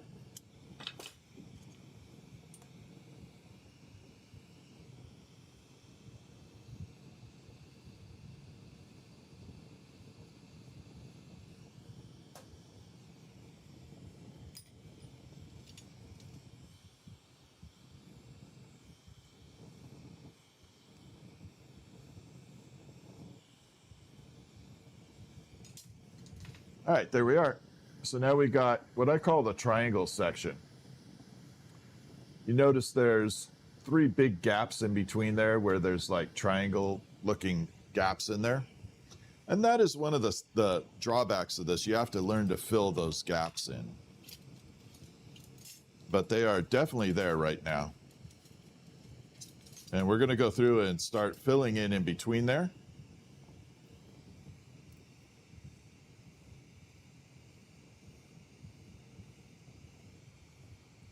And we're just going to start pushing it in. And again, we're going to do that piece rose. So this will be pink and yellow. We're going to use precious metals to achieve the color.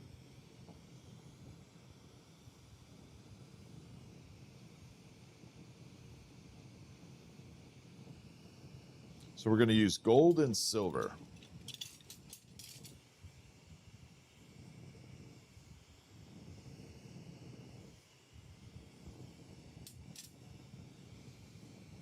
Which is going to be amazing. It's going to be a beautiful color combo.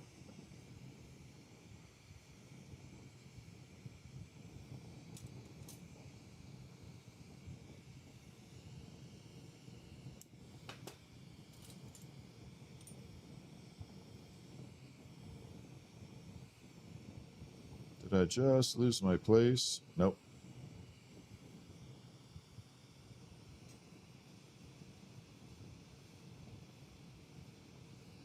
Sometimes when you do these flowers, you lose your spot. Like you start getting to a point where you can't figure out where you put your last petal.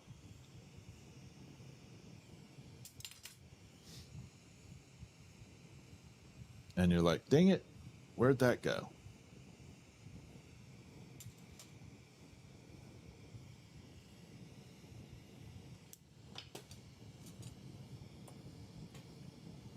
Okay, and we're going to go right in between that gap, right there.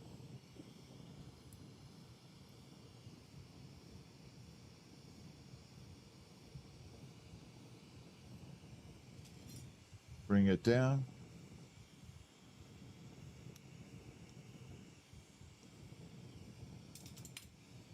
And that gives me my next set. Keep it nice and warm. So now we got a bunch of petals running around. I'm going to use the side camera. We'll bring it in a little bit, give you a little better view.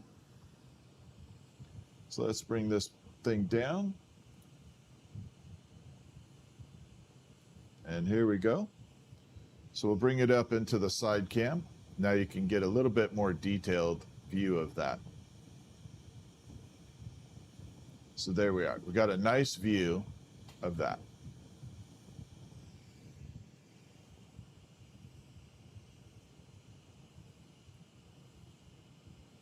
Actually, I'm going to try something here. Hold on.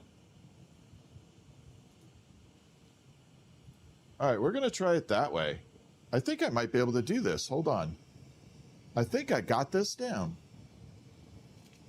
We're going to lose the side camera permanent over there, up in the corner. But I should be able to just click and swap it out now. Hold on. That might be better. I don't have to resize it or anything. All right, so we're going to add 3 more petals on here. Now, if I could just figure out how to hotkey it, I'd be in golden shape with it. Here we go.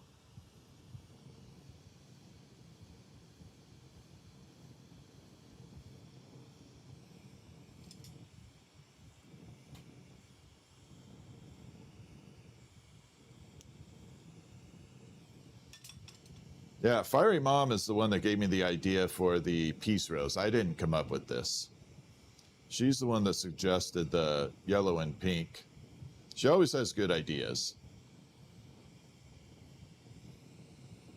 In which Dragonfly just got one of her clowns off of eBay from a long time ago. Very good find.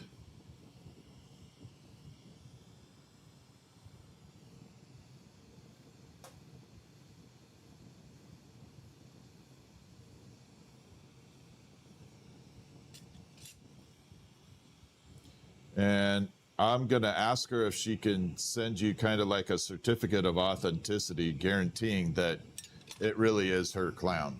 She's doing good. Yeah, I want to have her, if you get one of her clowns off of eBay or somewhere, I'm going to have her ask her if she wants to kind of do some type of certificate of authenticity guaranteeing that that is made by her. And she can tell just by looking at it.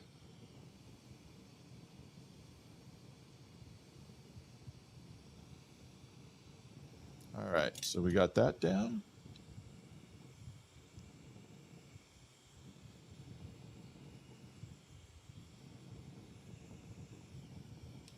Okay, I think we're getting pretty close here. I think we're gonna do one more row on here. Let's bring in the side. All right, let's try it out. Let's see if I can do this. Boom. Oh yeah, we got it down now. So there is the side view of the flower. Look at my hand is roasting. See how red the hand is? Yeah, it's a little warm. I'm well done. But there we go.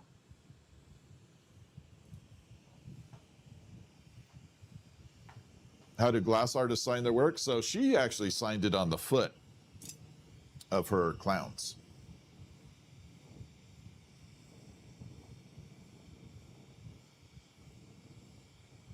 All right, so we're gonna add 3 more petals on here. Yeah, that side view is much easier now. I don't have to keep resizing it. Yeah, the hand is pretty red.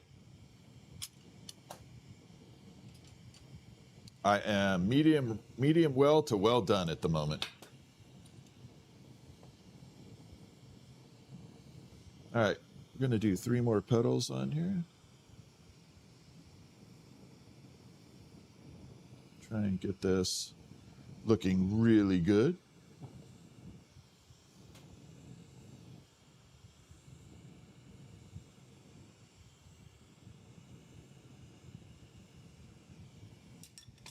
Oh, that looks good. Yeah, we're going to be able to do one to 2 more petals on here, get it rounded out. Then we're going to do the coloring, and we're going to make it look pinky yellow.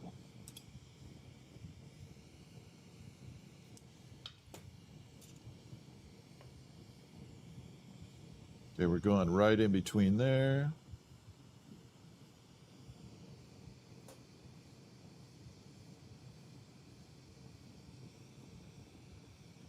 I'm debating on leaving this stemmed, and remember the little flower I did in the little mini vase? I still have it here. I'm thinking of doing that with this, making a little clear mini vase with it.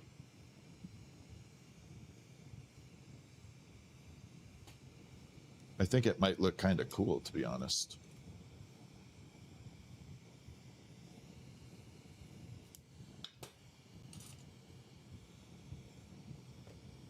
Okay, let's bring it over.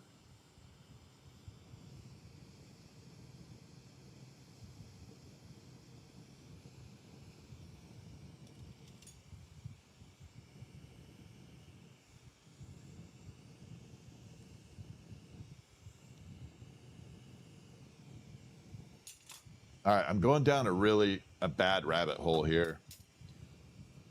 So I don't know if this is done. I think I need to do 1 more row of petals on here. I'm going to show you what I'm talking about. It looks good, but I think I need to do it. Thank you, Lori. So we're going to bring it over. This will give you a good indicator. So see on that gap in between there, the petals are floating downward, but there's a big gap in between there. I think I need to fill that in.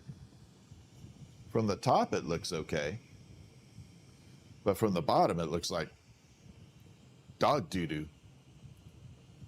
I don't like it. It's definitely dog doo-doo-ish.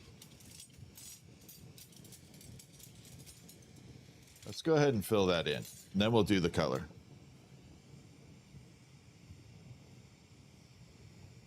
Hey, Joe, how are ya? Okay, let's go through, and we're going to do 3 more petals. Fill it in, fill in those really weird looking gaps in there. Then we'll color it.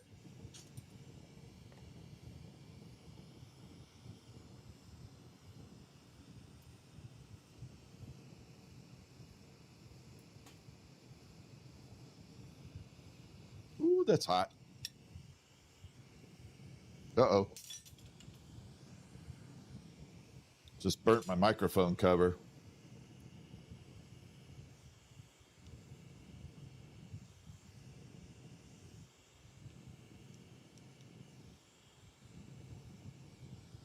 Did I do a lot of damage to it?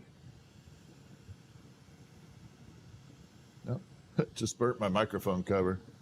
It's all right. Microphone's fine. That's all that matters. All right, so let's go through and do 2 more on here, and then we're going to color it up.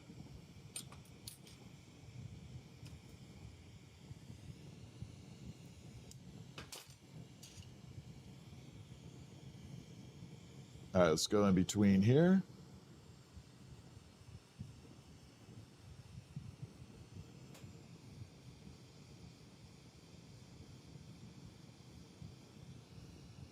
Here we are.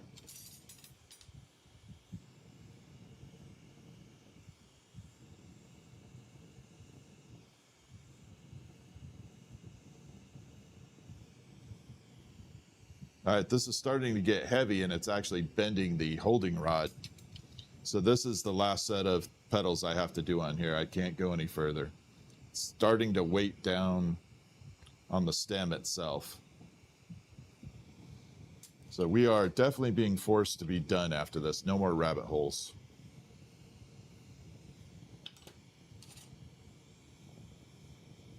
One there. Okay, we're going right in between here, and this will be done.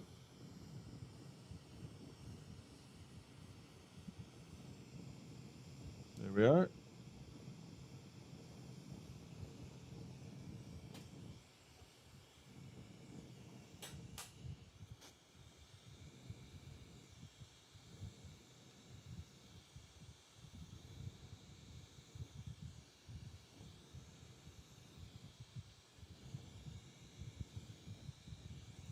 Of course, it's giving me a problem.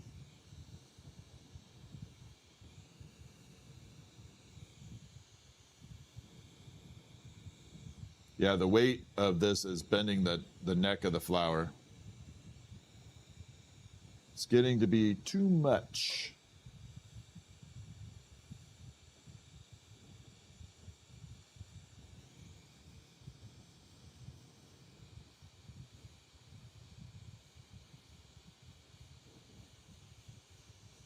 All right, we're good though. All right, so we got to add the little extensions down here. This is what's going to seal that up a little bit. So that was bending because it's too heavy. So we got to come through and add these little, I call them doodads.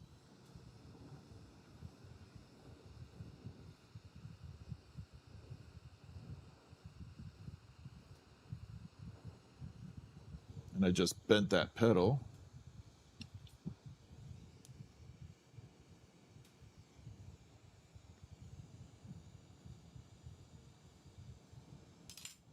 Definitely a little bigger than it should have been for this size rod.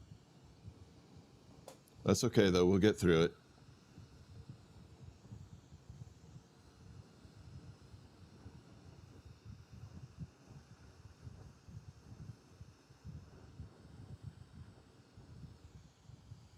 There we are, just got one to go. Oh, damn it. That did not work.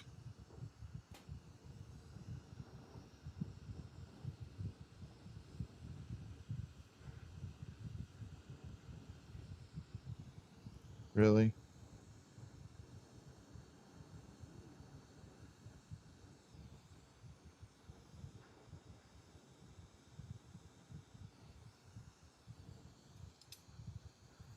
Push it up in there, like that.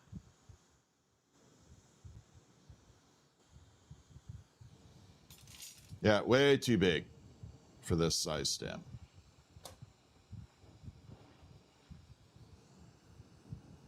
Okay, one more, and we're gonna lock this in.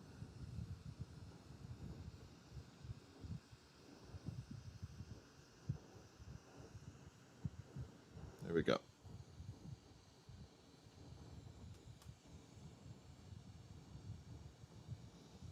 Okay, so what we have now is the flower all set. We got the petals running down. We're gonna kick on the side view so we can come through. There, hold it that way. So now we got side view going. We got all the little petals running through. And we are good to go. Oh, wrong way. There we go. All right, let's add some color. So we got to preheat it. And bring it back. So we're just preheating. We're going to add silver first and then gold. silver, then gold. So the center is going to be yellow, and then we're going to do, wait, is that right?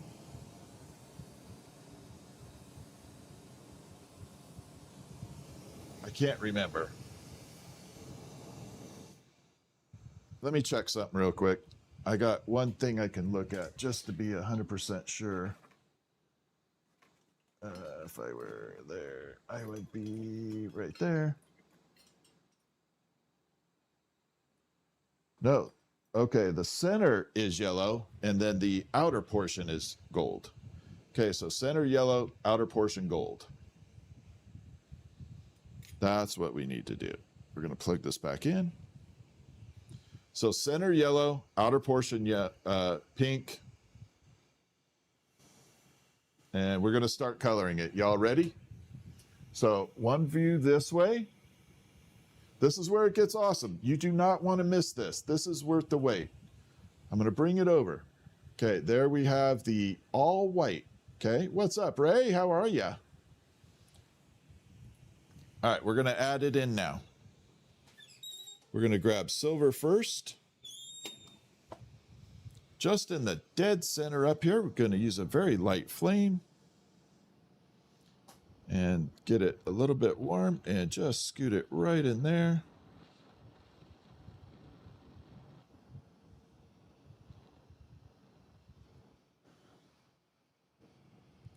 A little bit more. So we're using precious metal to color this. This is pure silver. Like that.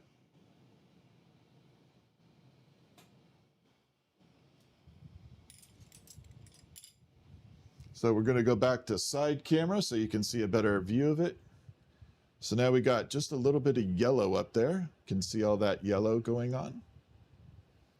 Just a slight skew of it. Then we're going to use gold for the outer portion and create a golden hue to the outside with some pink. And we should have an amazing color combination.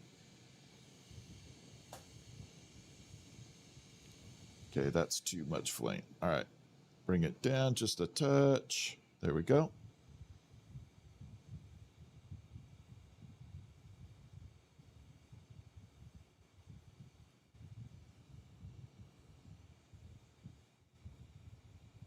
There we go.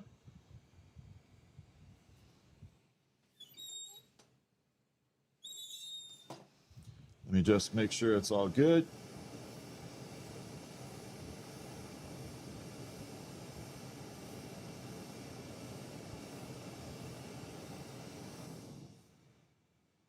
All right, we're going to kick on the side camera.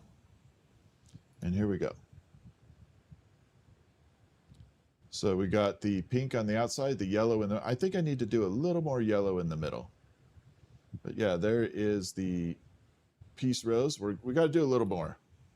A little more yellow in the center. Let's get a tiny bit in there. Just right there. Oh, there we go. Perfect.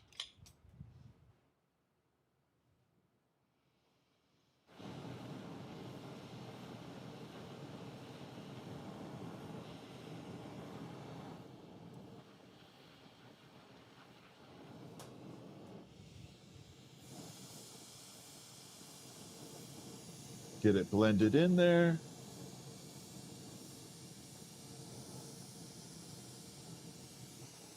And that is beautiful.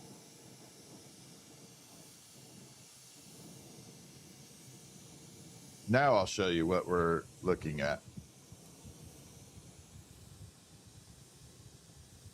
Now you can definitely see, let me cut that glare down, that's too much. So now you can see the coloring right there. Beautiful combo, right? Almost doesn't look like glass. And yes, my hand is still red. That is well done. Hello. Hello. All right. Let's make a little mini vase for it. Yeah, my hand's fine. I'm just well done. Yeah, I'm all good to go.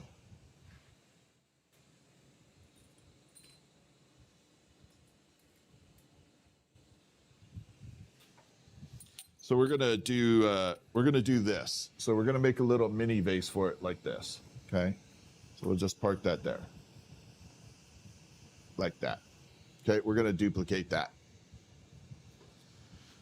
Okay, let's get it. Let's get it.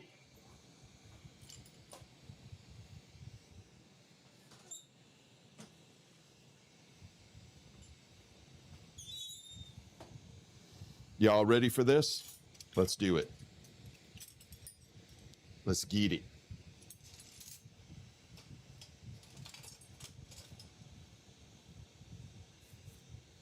Ah, there we go. Oh, that should be okay. I do sell them, absolutely. Daisy Girl, I can make that happen. Thank you, Barbara. Perfect, that one is set aside for you. I already had you all set for it.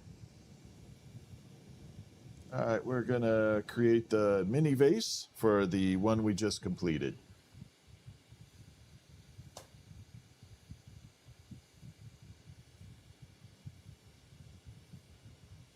Yeah, so that one that I just completed was called the Peace Rose.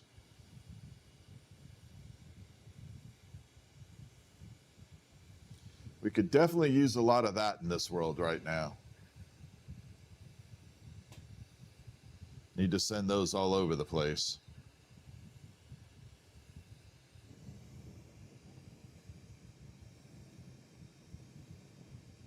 I do make tulips. Daffodils I have not done too many of, but I can make them. I like those. I love making irises, daffodils, tulips.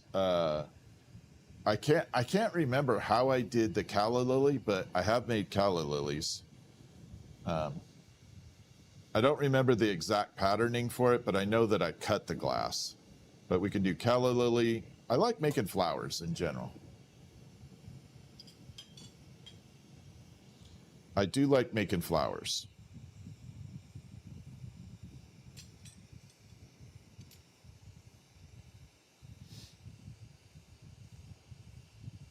Okay, so we're going to take this and we're going to shape it up into a vase for that one we just did. I think I can make the moon glory flower. That's what I was saying, Red Squeak. I think we need to get together and set a time and get it done. Yeah, I think I can do it. That's what I was telling you earlier.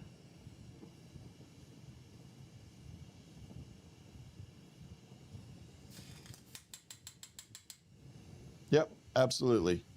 Okay, let's go.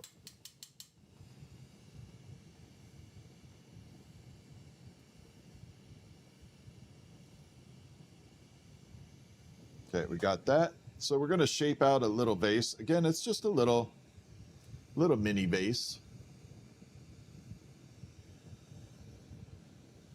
So we got this. So first thing is we're going to pull the neck of the vase. So this is the longer part. We're just going to shape it a little. Give it a little bit of a organic taper here.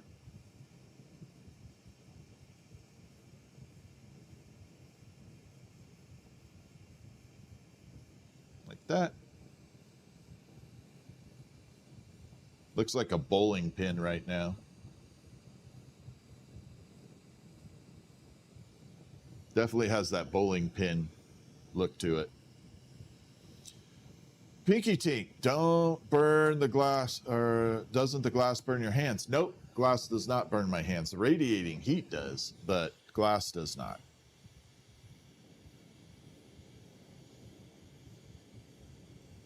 It does not. Okay, we're going to taper this off.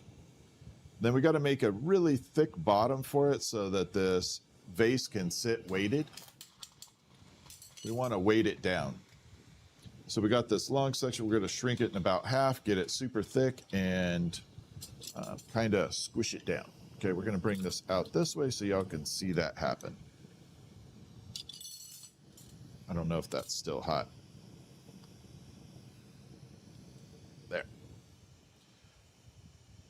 I'll bring it out here so y'all can watch it. I think the little squish is a little bit of a fun, fun novelty here. It's a little epic, satisfying smoosh. I wish it made a sound though. I did finish the row. I'm going to show the rows here again, so be patient and I'll show you the rows. Right now we're making the vase for it. Yeah, we'll definitely show the rows again. And yes, it is all done.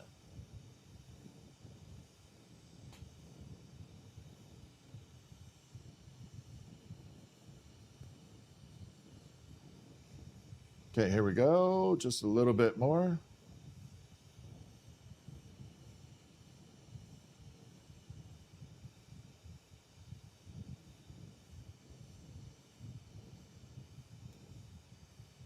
Okay, and we're good. Let it cool for a second. A little puff of air. This is short.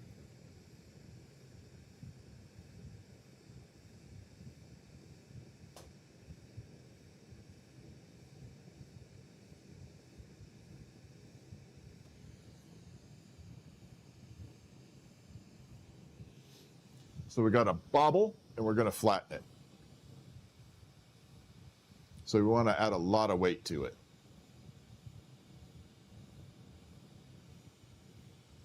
You're going to get it super thick.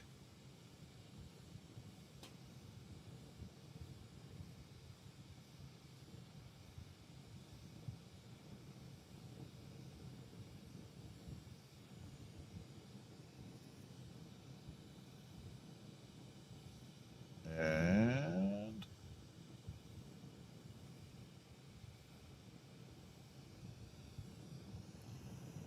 give it the satisfying smush.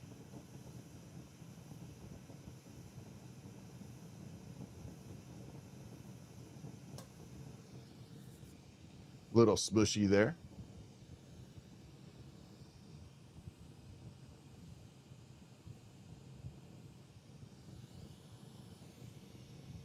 Okay, so we got that bottom set. Now the first thing we do have to do on this though is we do have to put a little bit of a dent to the inside. And the reason for that is if I don't do this, it will create a little bit of a instability. So we're going to heat the very bottom.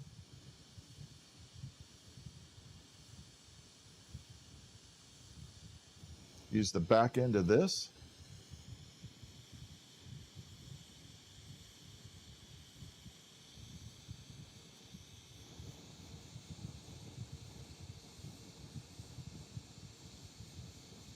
Give it a little dent right there. So basically just a little bit right there. Hey, what's up, Katie? How are you? And then we just re-round it.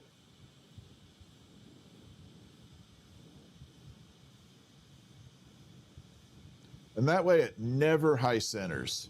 So you don't want this thing getting a high center to it. And then it's super stable. We like super stable, right? Yeah, I don't think so, dude. We don't make those. Not that that's what's on your mind. We don't do that. All right, let's pull this thing out. And we're gonna rip the top off. This is where it gets to be a lot of fun. Okay, so we're gonna grab this. If you have not seen this part, it is amazing. Ready? This part is hella fun. Okay, if you don't, man, if you ever get the opportunity to do this, especially if you're with me, oh man, it's so much fun. This part never gets boring. Right here. This is the flame cut. Y'all ready? Here we go. 3, 2, 1.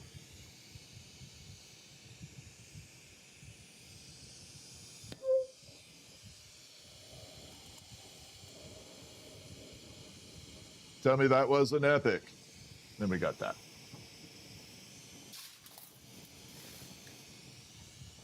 Was that fun or what?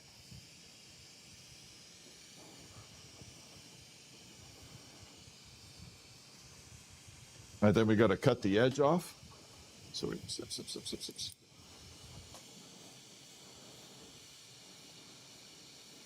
Actually, I don't know if we're going to have to cut it. It looks pretty good by itself. I don't think we have to cut it. I'll leave a little bit of a lip on it.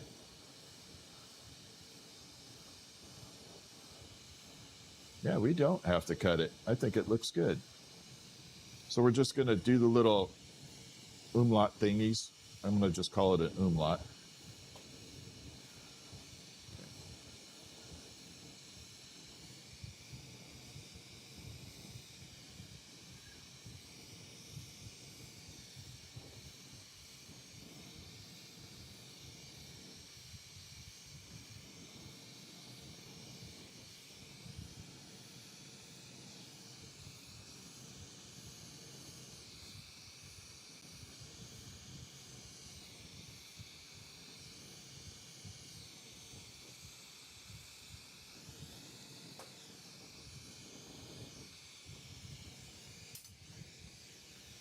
Now we got that. We definitely recycle glass all the time. So what some of the glass does, Big Earth, we turn it into what's called frit. Frit is a ground up glass that is a kind of about the size of sea salt. And then it creates a little kind of chunky stuff all the way. It allows you to color the glass without completely encasing it. All right, we're going to add a little gold and silver to this just to kind of give it a little matching flavor for the flower, and then I'll show you the flower. Oh, I forgot to put gold in there. Crap. Not a good move there. All right, let's just grab this silver. So we're going to add just a touch of silver. Hopefully this doesn't pop off and create a nightmare for me.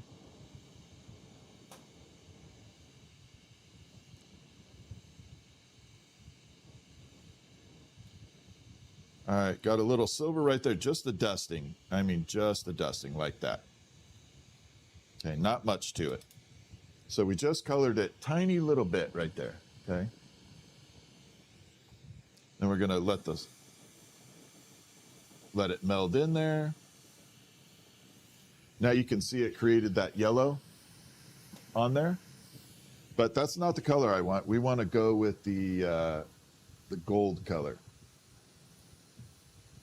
Really? There we go. So now you can see that yellow running around there. That's the silver fuming.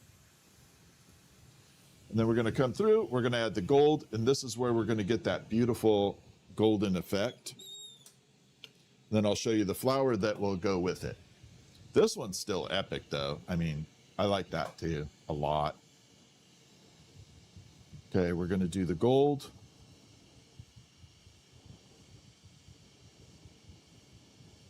Where's my gold? There it is. All right, so here we go. We're going to add gold on here. It's going to create that yellowish with the pinky.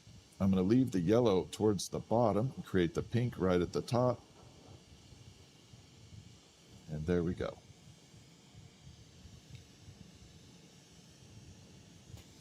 So I don't want to overdo it. I think minimalist color change right there. So now we have the gold on there. You can see all the hues running through it. I like that. And there's the coloring. But that's the color that's going to go with the flower. We probably should borax it too. So we're going to add a little borax on here, fume it. We'll probably do the flower too. And that goes flying. Okay, so this is borax laundry soap, and it's a process that allows me to kind of color this up a little and change the coloring just a little bit to make it look amazing.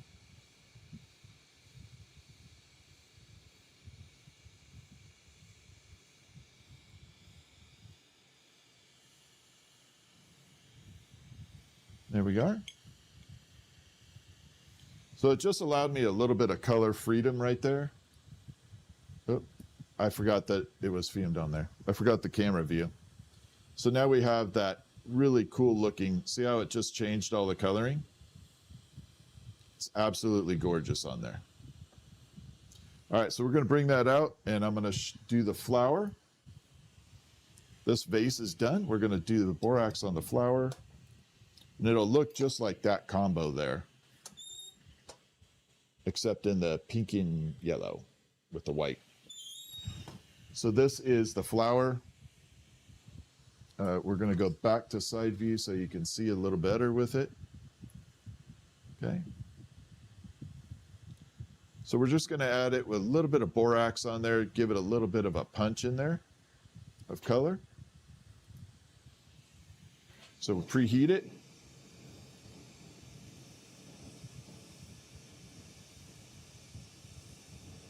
A little bit of preheating.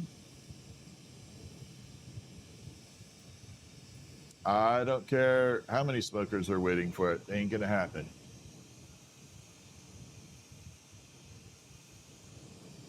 Okay, and let's give it that borax treatment.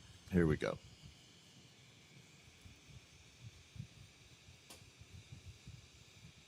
Oh yeah. That's what I'm talking about.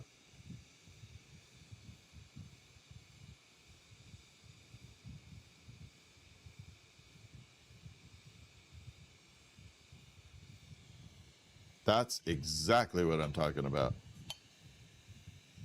Holy moly.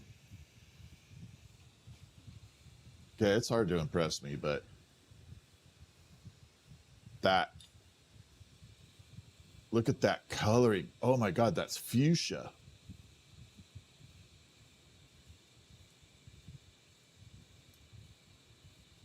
Look at that color. Is that not gorgeous or what?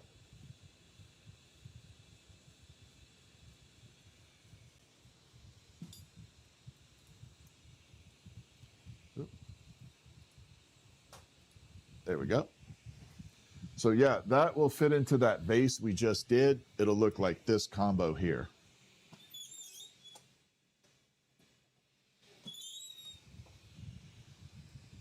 That's a pretty gnarly looking. Katie, thank you for the Joker Ball. Penny, thank you for the Heartney. Yeah, that one, perfect. Yeah, borax laundry soap. That is correct. That is what basically enhanced that color. I think it looks really good. Marbles easy to make or hard? It depends on how big and what kind of marbles.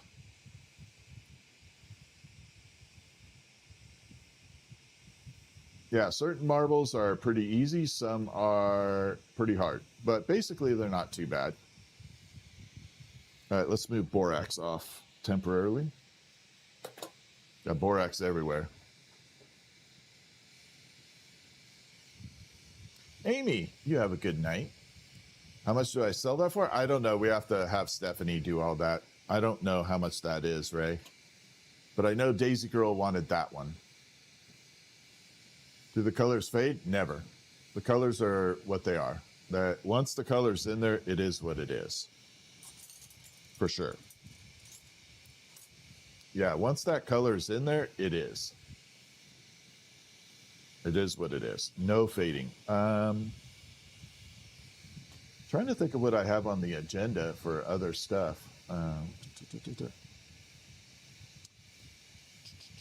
Oh, I do have to make a pen. Sorry. I got to make a ballpoint pen. We got to do it out of uranium. We got to make the pen. So this is a ballpoint pen that will, good night, Bea. Basically takes a Bic insert, like a normal Bic pen.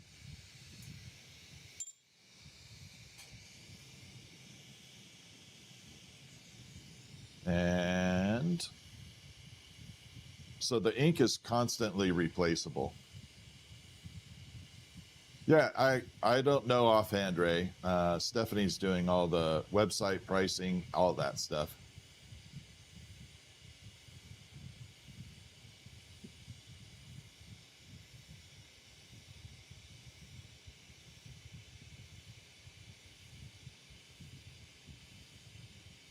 All right, so we're going to pull this down.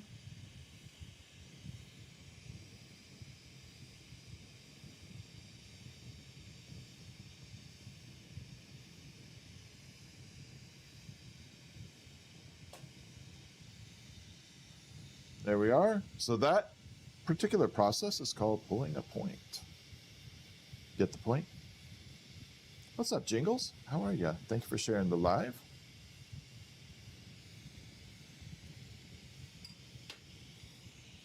Let me see if I got some uranium that's a little bit longer over here. Yeah, we should be able to use this. This should make it all the way around.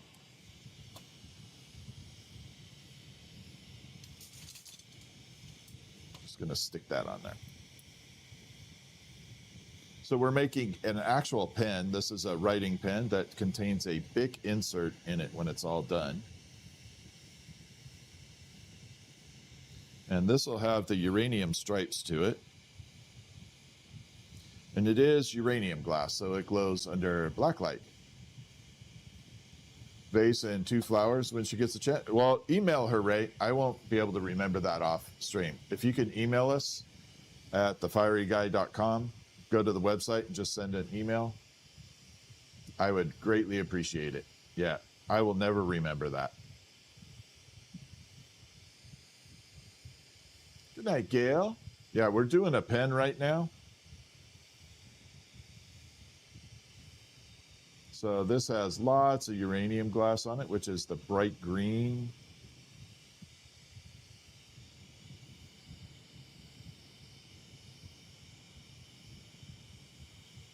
Effect to it. We're just going to stripe it all the way around.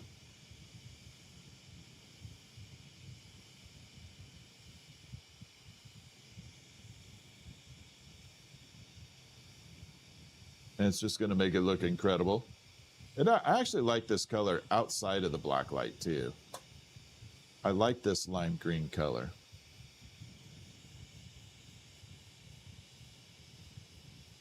I really, really do.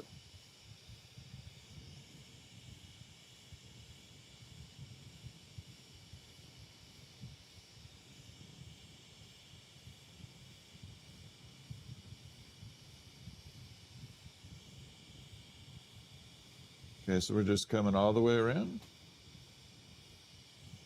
A little bit more, a few more stripes. Should be good to go.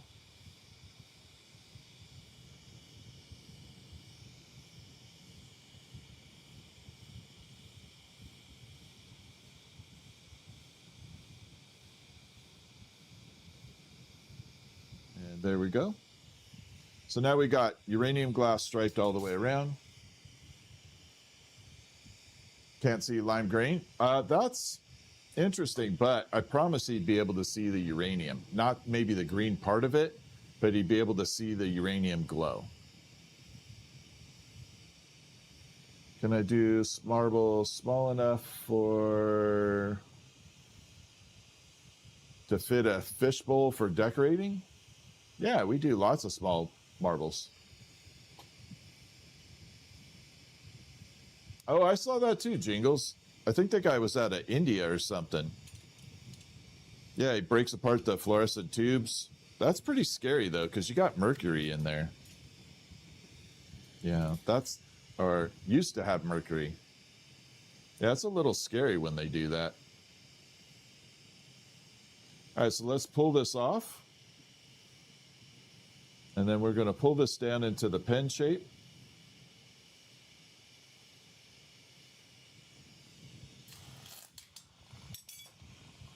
So what I'm making is this right here. This is a version of the blown glass pen, except this one is done with glow in the dark glass. So not just black light, but actually glows in the dark, and it has that turquoise color. And then it has the little insert right up here, so you can replace the ink with just regular Bic pens like that. So that's what we're making right now, except this has uranium glass, so it's going to be that bright, bright, bright green. And under black light, it'll glow super intense. It's going to grow.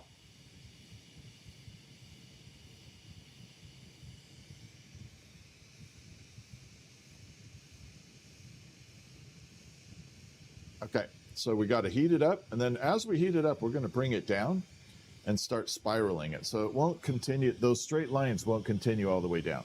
They're actually going to spiral around. This is where I think it starts transforming into something different and beautiful.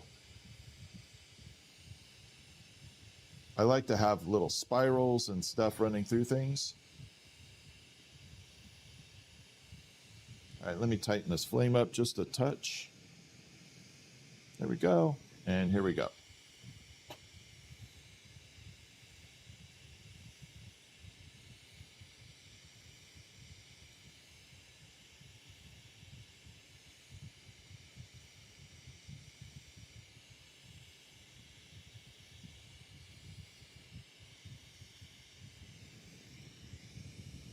Little puff of air there. All right, let's get it spun.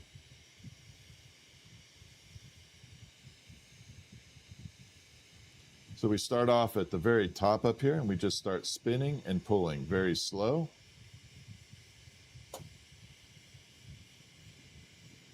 Trying to keep the shape nice and even.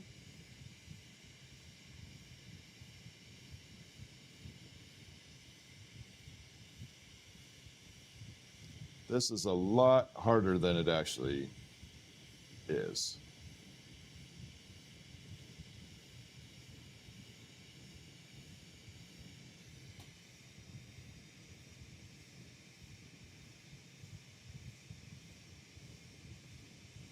So hopefully you can see that spiraling on here. Actually, let me tear this off back here. Then we'll go ahead and I'll show you where we're at with it. Let me pull this off.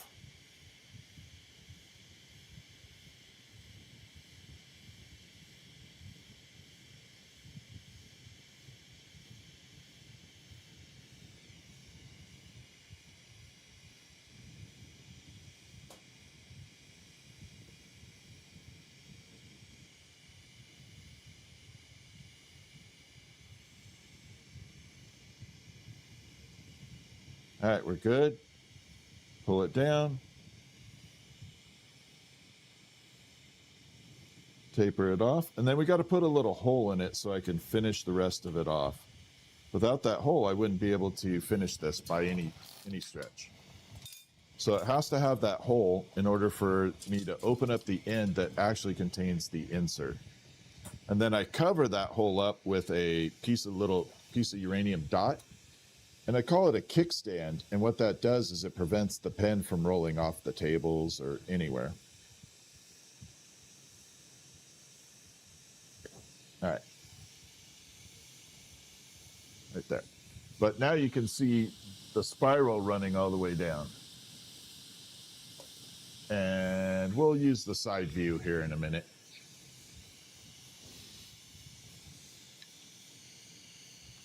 So we're going to grip it up here.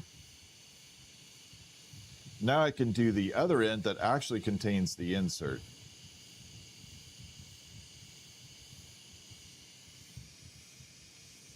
So I can burn it off up here. And then I can create the actual insert for it, or the hole for it. And then any standard Bic pen will fit inside there, the ink itself.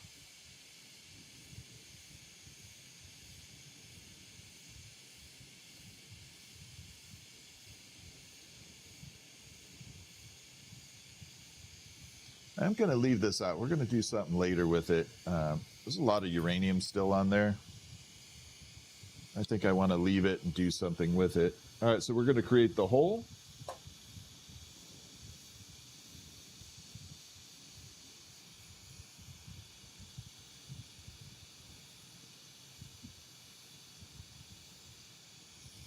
Okay.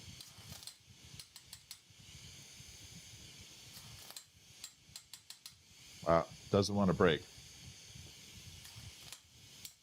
There we go. So we're going to come through and snip, snip, snip, snip, snip.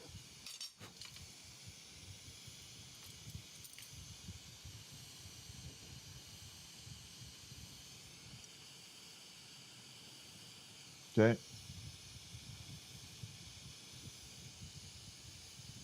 Start finishing that off.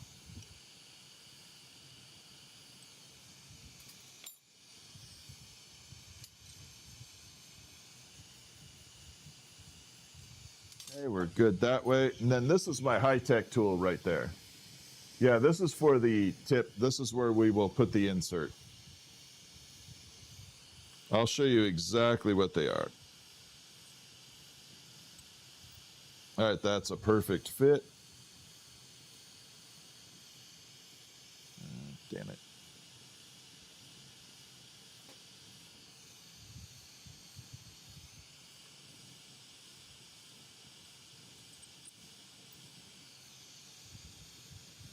I gotta mess with this just a little bit. Okay.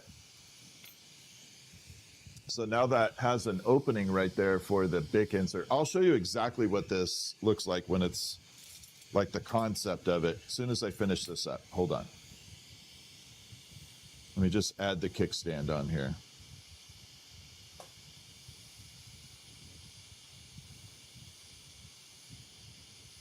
So the kickstand prevents it from rolling off of a table.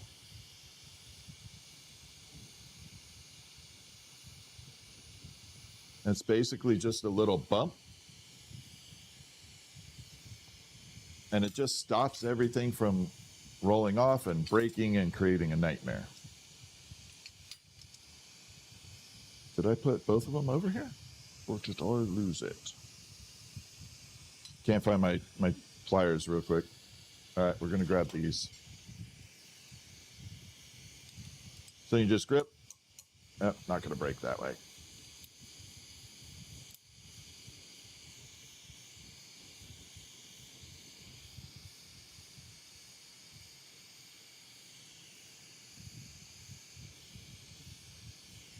Let it round out. So we got, that'll be the pen. Now it's going to glow super bright green under black light, like intense green.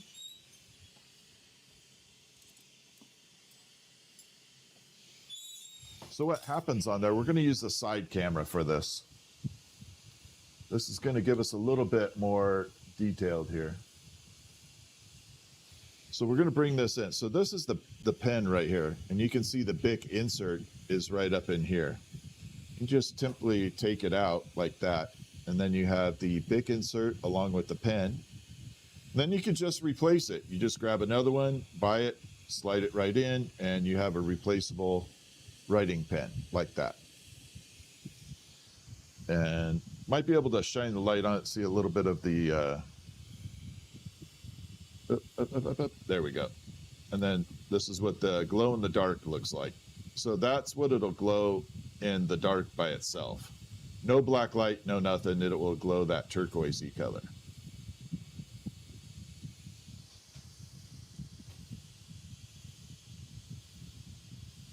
Like that.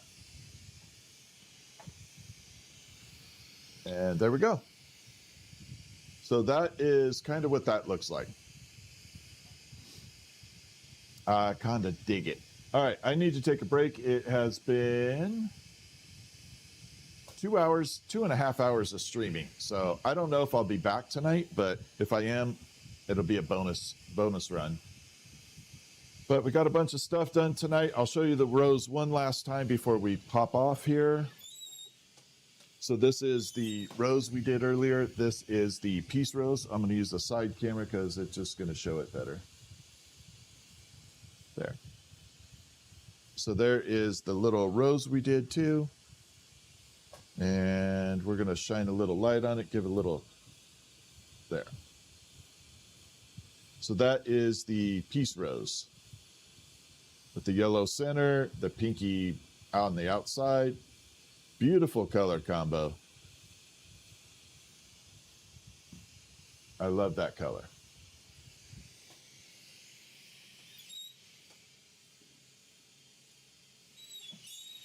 I think it looks good. All right, so I will, I don't know if I'll be back tonight on live, but if I am, like I said, it's just a bonus.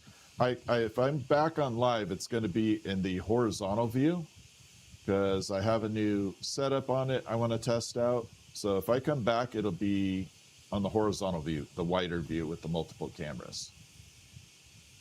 So anyway, I will talk to you all soon. Moderators, thank you very much. Mods are always appreciated for keeping everything.